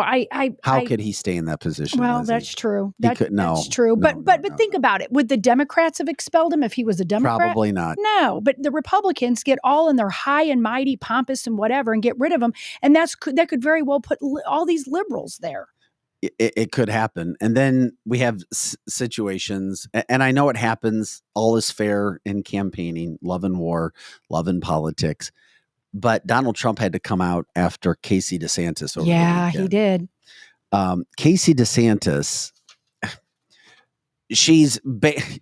listen, here, let me let you know the fact. Ron DeSantis is getting his ass kicked in Iowa. He is. And Casey had this quote. It could have been taken in a way to, come here and caucus with us and vote. And allegedly, she didn't mean voting, but when she says this, she's asking for people outside of Iowa to come into the state and help them. Right. And she's saying now she retracted that. This was all brought out by CNN and all of that. And she's now retracting it and saying that's not what she said. She just wanted people from other states to come in and help them like run their voting procedures, not necessarily to vote. Here's what she said, and she should have never said this though. And why you're right. Why is she speaking? Where's Ron? Is Ron Ron's busy with his high heels doing a dance? Ron's not man enough to speak. No. Here, we'll play the sound with Casey DeSantis when she was asking for help. Then Trump ripped her over the weekend. And then the Republican National Committee actually said what she said was wrong, and they wanted to make sure that people understood. And I like Casey. I do too. I like her. I know she's desperate. I know the DeSantis campaign is very desperate, and it's a bad look for this once guy that looked like Teflon Don is now getting his ass beat bad. He's still got that same facial expression going on too. Yeah, it's always like he's got an onion up his nose. By the way, before we get to that, this is important. Robert disagrees with me because Santos was not found guilty of anything, not American and a bad precedence. Voting again doesn't matter. I agree with Robert on this one. And that's your side. I totally get it. I totally agree with Robert on this. I can't argue it. Yeah, but I don't 100%. like him there. I don't say that I like him, but that was a bad move. Another bad move on Republicans. All right. Here's Casey DeSantis. We have a huge coalition across the United States of America of mothers and grandmoms. When the governor was reelected, we had a coalition of 1.1 million mothers and grandmoms in the state of Florida. That was the largest that had ever been done in the history of our state, and probably, I would argue, across the nation. We're asking all of these moms and grandmoms to come from wherever it might be, North Carolina, South Carolina, and to descend upon the state of Iowa to be a part of the caucus, because you do not have to be a resident of Iowa to be able to participate in the caucus. So moms and grandmoms are going to be able to come and be a part and to let their voice be heard in support of Ron DeSantis. We have a huge he said, and then of course Donald Trump came out and said that she was trying to encourage her husband's supporters to come to the state to rig the Iowa caucuses. It was confusing guidance. It was confusing. Least. And the best part of this was Ron's face. Like one of the listeners said, he was just puzzled. So I don't know if in his brain, he was like, why the hell did she say that? And he didn't know what to do with it. Or was he really puzzled? I thought the whole thing was interesting. She was making a pitch to her volunteers. Correct. But why are all these volunteers coming to Iowa? They don't have enough volunteers in the state of Iowa themselves. Apparently not. And if you're in the state of Iowa, do you want other people coming to your state to try to work on the campaigns within the state of Iowa? I don't know. To me, it looked like he had too much weed and it was way too bright in there. Oh, my God. And I'm still mourning the fact of Ron DeSantis. And what I'm saying about that, he was is such a good governor of Florida. It's getting worse. And now he just kind of looks like a buffoon a lot of times. And I really wanted him in 2028. But all of this running now is not doing him any favors. It really isn't. And I would have really liked him in 2028. And I don't know. It's all kind of sad. It is sad right now what's happening. And, well... Donna said he was having trouble listening, maybe, Joe, to what they were telling him to say in his ear. And there, you know what? She's probably right. He does have a confused look and sometimes a weird look on his face. Desperation changes a person. Yes, it does, Paul. And I've said that so many times. It does. Don't get into a battle with Donald Trump. Correct. It has not been ending well for other people. It just hasn't. Yeah. Yeah. Desperation changes the person. And that's so true. I mean, he looks so desperate and he could have been just so cohesive. And a lot of people disagree with me. I don't think he should have run. I know half the people said, why shouldn't he have run? And I was like, because it wasn't his time, period. He was going to get annihilated by Trump. He should have just waited his turn. And a lot of people think, well, he has a right to run. Well, of course he does, but he also has a right to lose too. And that's what's going to happen here. He's not going to win. And that says a lot when Nikki Haley, the warmonger lady, is beating him in the polls. I mean, he just is getting his ass kicked. Another story that's happening. Better news. Alex Jones from InfoWars, he's back on X/Twitter. He was allowed back on by that guy named Elon. Said that he deserves his First Amendment right, whether people like him or not. And I could not agree anymore. So he was allowed back on yesterday. He was averaging like 1,200 followers a minute for a while. I think last time I checked, he had between 17 and 18,000 followers since he was allowed back on yesterday. If people don't remember, the radio show host, conspiracy theorist, controversial in some issues. Always talks about interdimensional child molesters. That's my favorite quote of his. Interdimensional child molesters. I'm telling you right now. Yeah. They exist. The sad thing is that there's been a lot of things that he quoted from 2012, said that have come true. I mean, really. Yeah. Really, I think he's been about a lot. I always try to give people credit. I do, and I'll call them out. Same with me. But the big problem, man, and he was kicked off X and Twitter. Yeah, he was. And he lost a massive lawsuit, which he's trying to pay off right now because he claimed that the 2012 Sandy Hook school shooting was a hoax and that it never happened. So parents sued him and he lost big time. That was in the last year. So, Meta canceled him.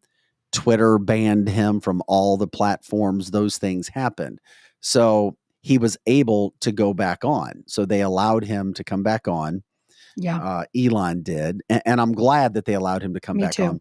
Me too. But but guess what? He's also trying to raise money. It's under the precept of he's raising money to help people learn about gun safety. Yeah. Well, that's so good. that's part of his plea deal, I believe, or his way to get back on to the platforms is I'm raising money to help show, gun safety because of what happened with Sandy Hook. Well, and I'm glad that he's on there. He says most things I think are true, but he has said, and so has other conservative type people have also said very outlandish things that they couldn't back up. Just like people would say Ashley Babbitt wasn't dead, and Ashley Babbitt was definitely dead. All you had to do is talk to, her mom or her husband or whatever. Now, what they could have said is these things are being done on purpose. They could have said that Ashley Babbitt was killed on purpose by the Capitol Police. They could say things like these shootings. I think they can go as far as say these shootings are almost planned.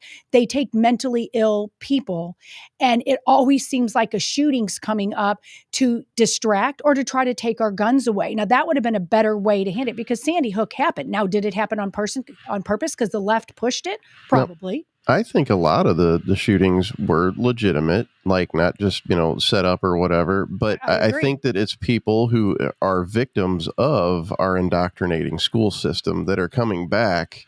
And they're not publicizing why these people are doing this, because I think a lot of them are just jaded people who are victims of the public school system. I agree. I'm grateful that Elon got Alex back on. Number one, because everybody deserves their First Free Amendment speech. right. That's right. But there's something else that he posted this morning as well. He said, now that we have reinstated the InfoWars reporters, can we now stop the censorship of InfoWars audience members' accounts as well?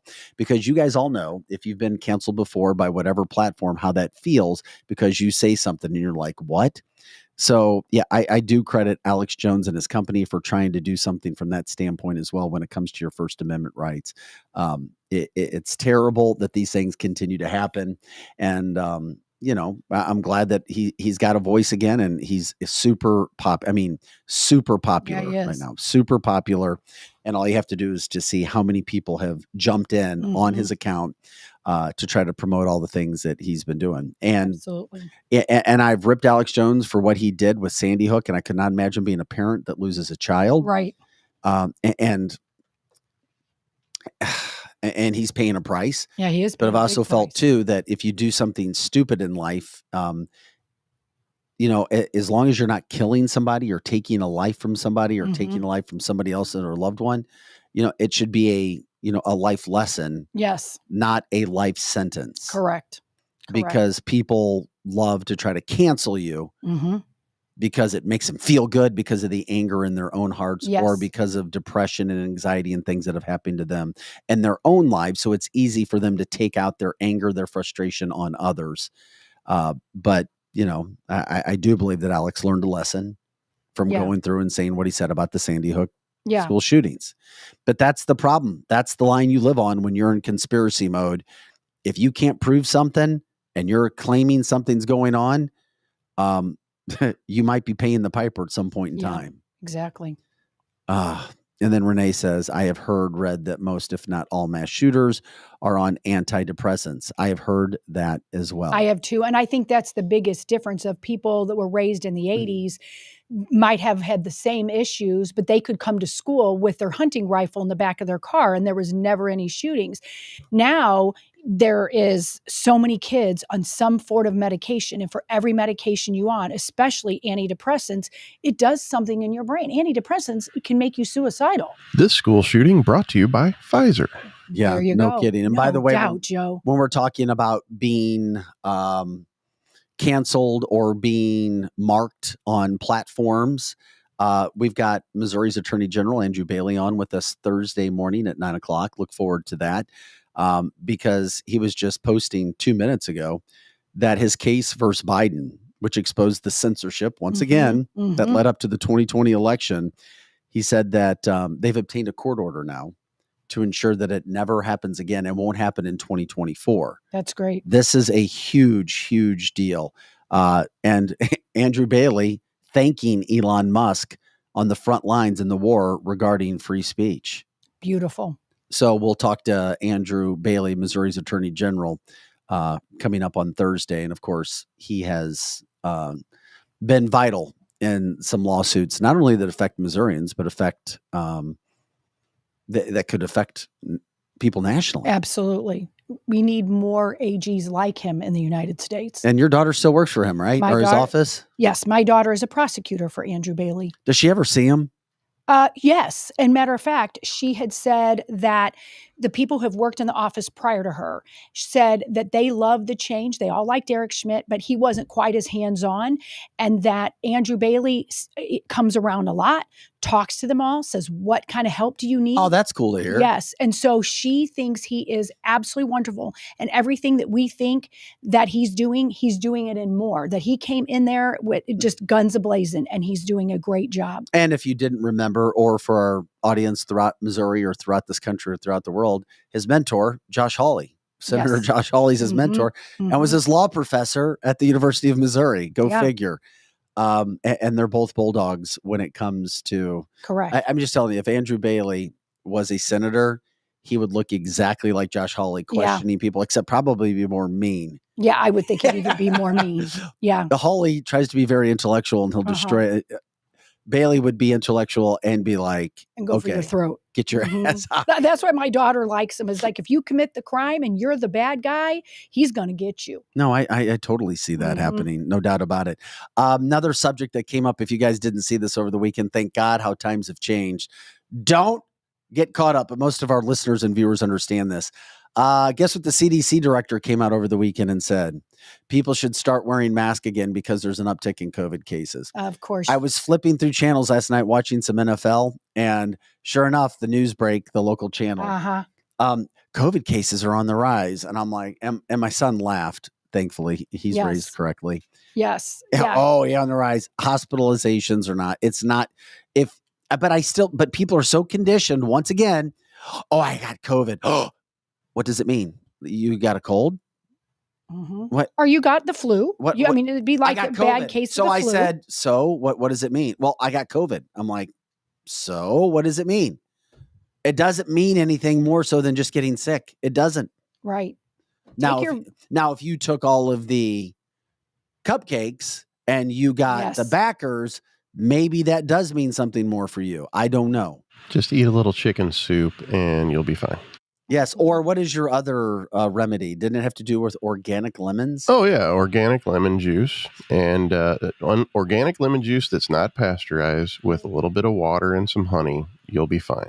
And Brenda's saying apparently the CDC also recommended small gatherings at Christmas. It's like, here we go again.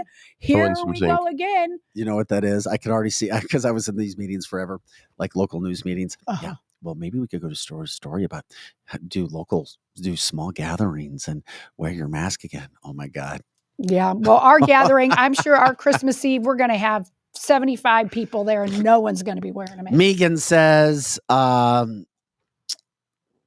know what that means? The vid equals mail-in ballots. Yeah.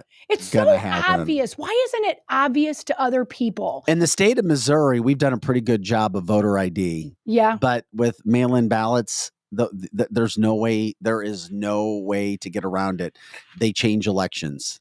They just do. It just doesn't work unless all states are on board. We can't have some states that take mail-in ballots and some that don't. It just doesn't work. When I had my sinus infection beginning of last week, over a week ago, this is what's interesting. Somebody said, "Oh, you probably have COVID." I'm like, I don't have COVID. I get sinus infections 2-3 times a year. Anytime anybody's got a sniffle, that's the first thing that everybody goes to. No, but they say it starts as a sinus. I'm like, come on, stop. Just stop with the bullshit already. Kimberly says my husband went to the doctor for a sinus infection. They wanted to test for COVID, but not the flu. Right. Of course. And I have friends that work for all the various hospitals. St. Luke isn't being big maskers right now. SSM isn't being big maskers. But I have a friend that works for BJC, and they're already pushing the masks. And they said there's no reason for this. It would be interesting if they do. I'm in BJC once a week. I was there the last couple of weeks, and I haven't seen multiple people wearing masks. Good. I mean, there's some patients, you can tell they're patients and they're wearing masks, or elderly people with them. But I haven't seen a lot of that yet. that's good news. Hopefully that stays the same. I don't know. Yeah. I don't know. No, interesting. Mary says my sinus infections stopped years ago after D3. I'm currently taking D3. Hopefully mine will stop as well when I get those if I stayed on it continually. Tara also says St. Luke's and St. Louis is BJC. After January 1, they're switching to mandatory masking for all staff. Wow. That is It just, that is so crazy. And we were just And Renee reminds us that Oregon is 100% mail-in ballots.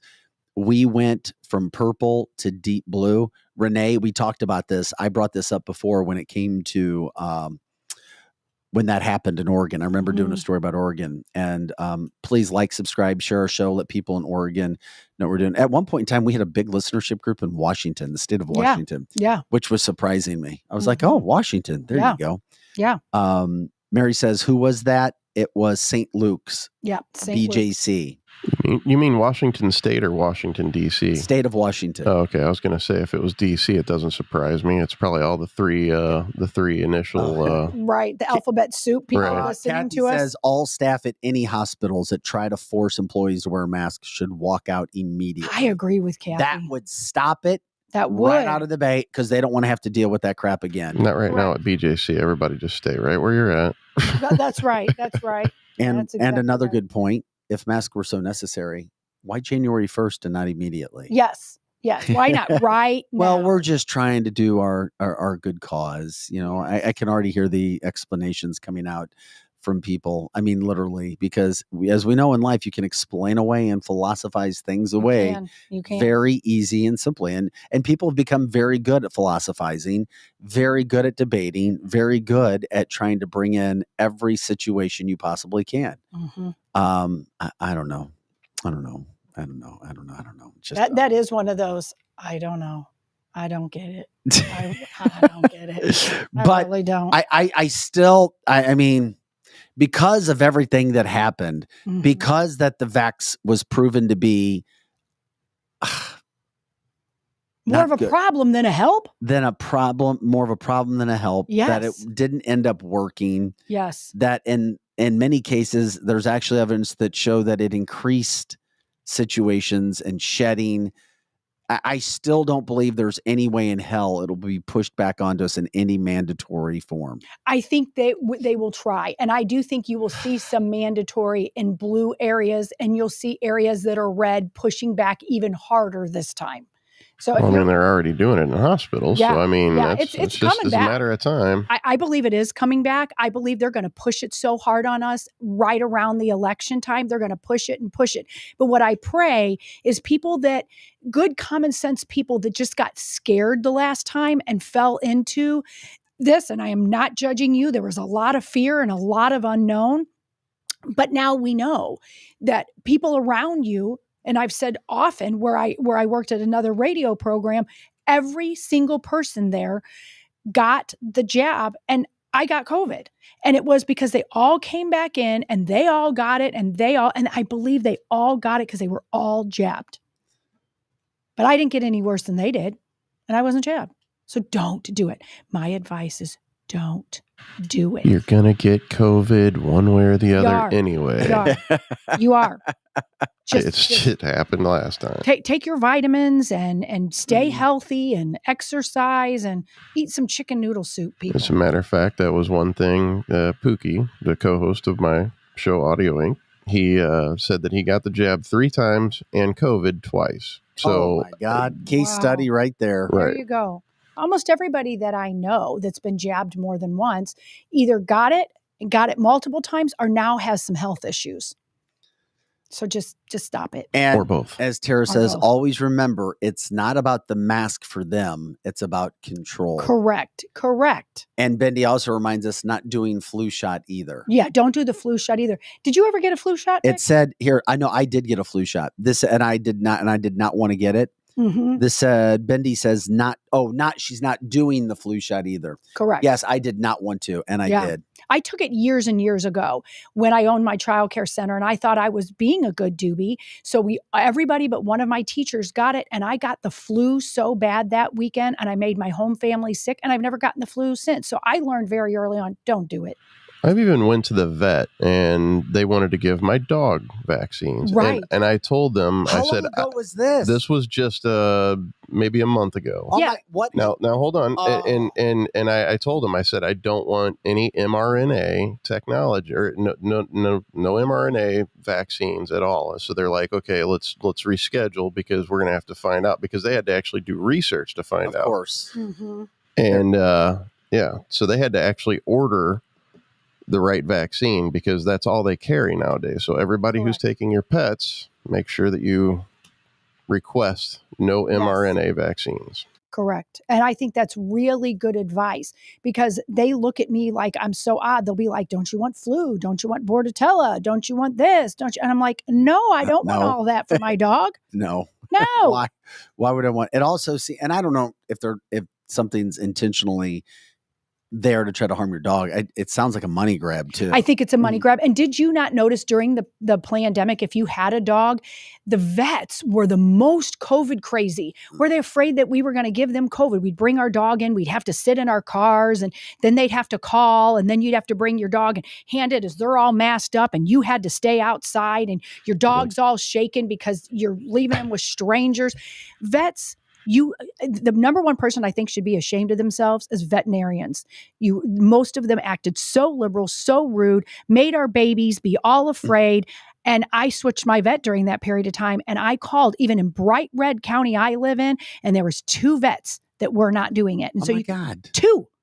And Margie says, I was flabbergasted when my vet said rabies vaccine. Yeah, there's all. And Mary says more dogs have cancers these days. That is absolutely right. And so say no to their shots too. Say no. All the vaccines switching over to mRNA vaccines, Yes, which they are. It makes you wonder why, because like these things have not been tested thoroughly like the previous vaccines. The previous vaccines actually worked to a certain extent, and these don't even seem to work at all. No, they don't work. It's another money grab. The dogs are getting sick. And I couldn't believe how the veterinarians acted during COVID. And we all know, as pet owners, there's no way in hell you're not going to do everything you possibly can. Correct. To save your baby's life. For your animal. Yes. So once again, as I always talk about, it's the heartstring pull. Oh, we got to, and then here comes the push on everything else. Yes. Derek says, I do not, quote, vaccinate my dog anymore. I groom my dog myself. Well, and I don't groom my dog myself, but I've found people who will not require vaccines to groom your pet. There are some places, and I get one of those vans that come to my house, so my dog isn't even around one of the other dogs. Does flea and tick pills? I don't give them to my dogs either. I used to. And then when I found out what was in those, I don't give them those either. Damn, we got enough to worry about. Yeah. Then you go after our damn pets. Yeah, they're going after our pets. that pisses me off, and it should piss a lot of people off when it comes to that kind of thing. Yeah. It just shouldn't be happening. No. Population control on all levels. Yes. No, I mean, even it on does. our dogs. And a lot of the people, and dog rescue people, they're split. So you can't just look at the dog rescue people and go, oh, they're just a bunch of liberals, so vaccinate your dogs and all that. The dog thing is universal. I mean, we all like animals. It's just the vets I'm speaking about. Just the vets. Stop it. Stop it, vet. Well, I have to say, at least my vet, they decided, that they actually were honest, and, they didn't just say, oh, this is fine, because I don't even think they're required to let you know that it's mRNA technology, No, they may not. I mean, I've never met an evil veterinarian. I just haven't. I mean, they're just very... But people who become veterinarians, they usually have a pretty good heart. I would agree with that. I totally agree with that. Which is why I think they were just being used. I think they were being used too.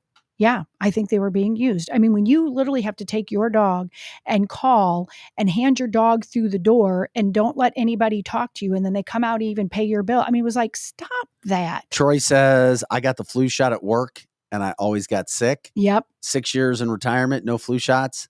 Never been sick. Yeah, good for him. Good for him. How about that? Poor Tara says, I just paid $2,500 for surgery and my cat, and she's still not rabies cupcaked. Next. She has had 3 rabies shots in her life, and I'm certain she'd have antibodies. Yeah, I'm sure. If she tried to do it. And if you want to get these shots for your dogs, then by all means do it. But just do what Joe did and ask what's in the vaccines. You have a right to know what's in these vaccines. Ask for a list of the ingredients of the vaccine. And if you're still okay with it, Yeah, that's a then great do point. I'm glad you did that, Joe. Very, very, very, very, very smart. it. And Derek also said a lot of veterinarians look like mad scientists. Think Doc Brown from Back to the Future movies. I don't disagree with you, Derek. I think you're right there. Yeah, probably. I get it. I totally get it from that standpoint. Hey guys, before we get out of here today, I saw this come up today. Just things for life that make things a little bit easier. Here are 14 things that polite people that are generally polite people always say. Okay. Please. I like the word please. Gee, Yeah, I like please. how about thank you? You're welcome. See how simple these things are? Not hard. They make Pretty simple, pretty average. Yeah. Please and thank you. You learn that in preschool. Excuse me. Whether you're talking to somebody or not, using their name. Yeah, I like that too. When you see somebody, I'm happy to see you. Yeah. That's a nice way to make somebody feel comfortable. I don't know if you're not happy to see them. I don't know if I would suggest Well, you shouldn't have to lying. say that. Yeah, don't lie about it. Just say, lying. hi, how are you? But if you're happy to see them, tell them you are. That's so kind of you. Yeah. Accepting a compliment can be challenging for people, especially Joe. He does not like compliments. That's for sure. I've tried to give him compliments before and he doesn't like those. They just make me uncomfortable. I don't know. I think compliments make most people feel uncomfortable. I do. Yeah, because most people don't think they're genuine. Except Eric. Eric likes compliments. Yeah, I don't know that it's necessarily not believing whether it's genuine or not. It's just it just I don't know. It's an awkward moment. It is because most you want to try to be humble. Right. Offering condolences to somebody. Now that's hard. I think I know. How so? Well, my husband, who's never really lost anybody close to him, that now that his dad has died, when he calls and has to explain, that his father died and change a name on a bill, or somebody comes up and says, "I'm sorry, your dad died," and they have he would rather they didn't do it because they look like, like they suck their breath in, and he just says he'd rather. That's just him. He would just rather people don't even acknowledge it. Huh. Can you share your thoughts on that? That's good. If somebody says that, can you share your thoughts? Is there anything I can do to help? I like that too. If somebody means that. If you're talking with somebody and it doesn't work out, or if you're in disagreement, perhaps it's used as a polite reply to somebody when you don't completely agree with them. Yeah. Or what they've said. Perhaps. Mm-hmm. Well, maybe. However. Yeah. I've done that. Maybe I hear what you're saying. Also, we're told that it is essential to always respond to an invitation. Yes or no. Yes. I can or I can't attend your event. Yeah. Just let them know one way or the other. I've always been told that if you tell somebody maybe, that pretty much means no because if you say yes, that means you're coming. But if you say maybe, you're not coming. Take that as a no. Right. And there's no place where you hate hearing that more so than when you're selling advertising. Yeah. Maybe. Just say yes or no. Maybe. Just say yes or no. Please. It helps. Another situation. I've noticed how good you are at that. Finding ways to actively incorporate others into the fold. Mm-hmm. There you go. 14 ways to help you in life when it comes to being polite, or how you can recognize people that are polite or truly care. And if you're ever giving criticism, always find something good to say first and then the criticism. You know what? I don't like that. I sandwich it though. Well, it's setting them up for the, it's easing the blow. See it, you're like, okay, what's next? Right. I don't know. I mean, I do believe in the sandwich effect. If you have to, give a critical thing, say something that they're doing good, then in the middle, the meat of the sandwich, get to what you want them to approve, and then in the end of the I guess there's a way to do it. I just don't want it to be set up. Well, there's no easy way to criticize someone, though. Yeah, I mean, it's better to criticize somebody with a little bit of positive feedback than to just go straight, you're screwing up, bud. Scorched earth. Yeah, you go straight for the criticism, the person is turning off. That's just human nature. They're turning off right away. So. Oh my God, some of the. I got to get this because it was a serious thing. First, what Derek says, check out the merch store. By the way, automatic discount in celebration of our 1-year anniversary. Currently working on orders. And also coming from listener Turner. My wife worked at BJC and knows 4 people who now have cancer after getting the cupcake. Mhm. I mean, somebody could say there were other issues. Somebody could say it was directly linked to being cupcaked. However, I'm sure that's pretty common these days. We all know somebody who's had some complications, who's had the jab. Of course, and Yeah. we've talked about that. Donna reminds everybody that a smile, like, a genuine smile in passing can go a long way as well. Yes. And Renee saying, criticize in private, praise in public. I am a huge advocate of that. If you want to praise someone, tell everyone. But if you have to say something negative or something they're doing wrong, don't do it in front of everyone else. I agree. Great point. No doubt Yes. about that. We appreciate everybody jumping in and joining us today for Monday. Great show. Fastest 2 hours in podcasting. If there's something that's better, let us know. We'll try to be like them. But we think we got it going Right. on pretty damn well here. Patriots. We're going to do our cancel this Patriots sheet as well. Thank you, Joe, Yes. for getting that in there. Sorry. Gary Grauslaub, Kim Major, Michelle Barnett, Lena Ford,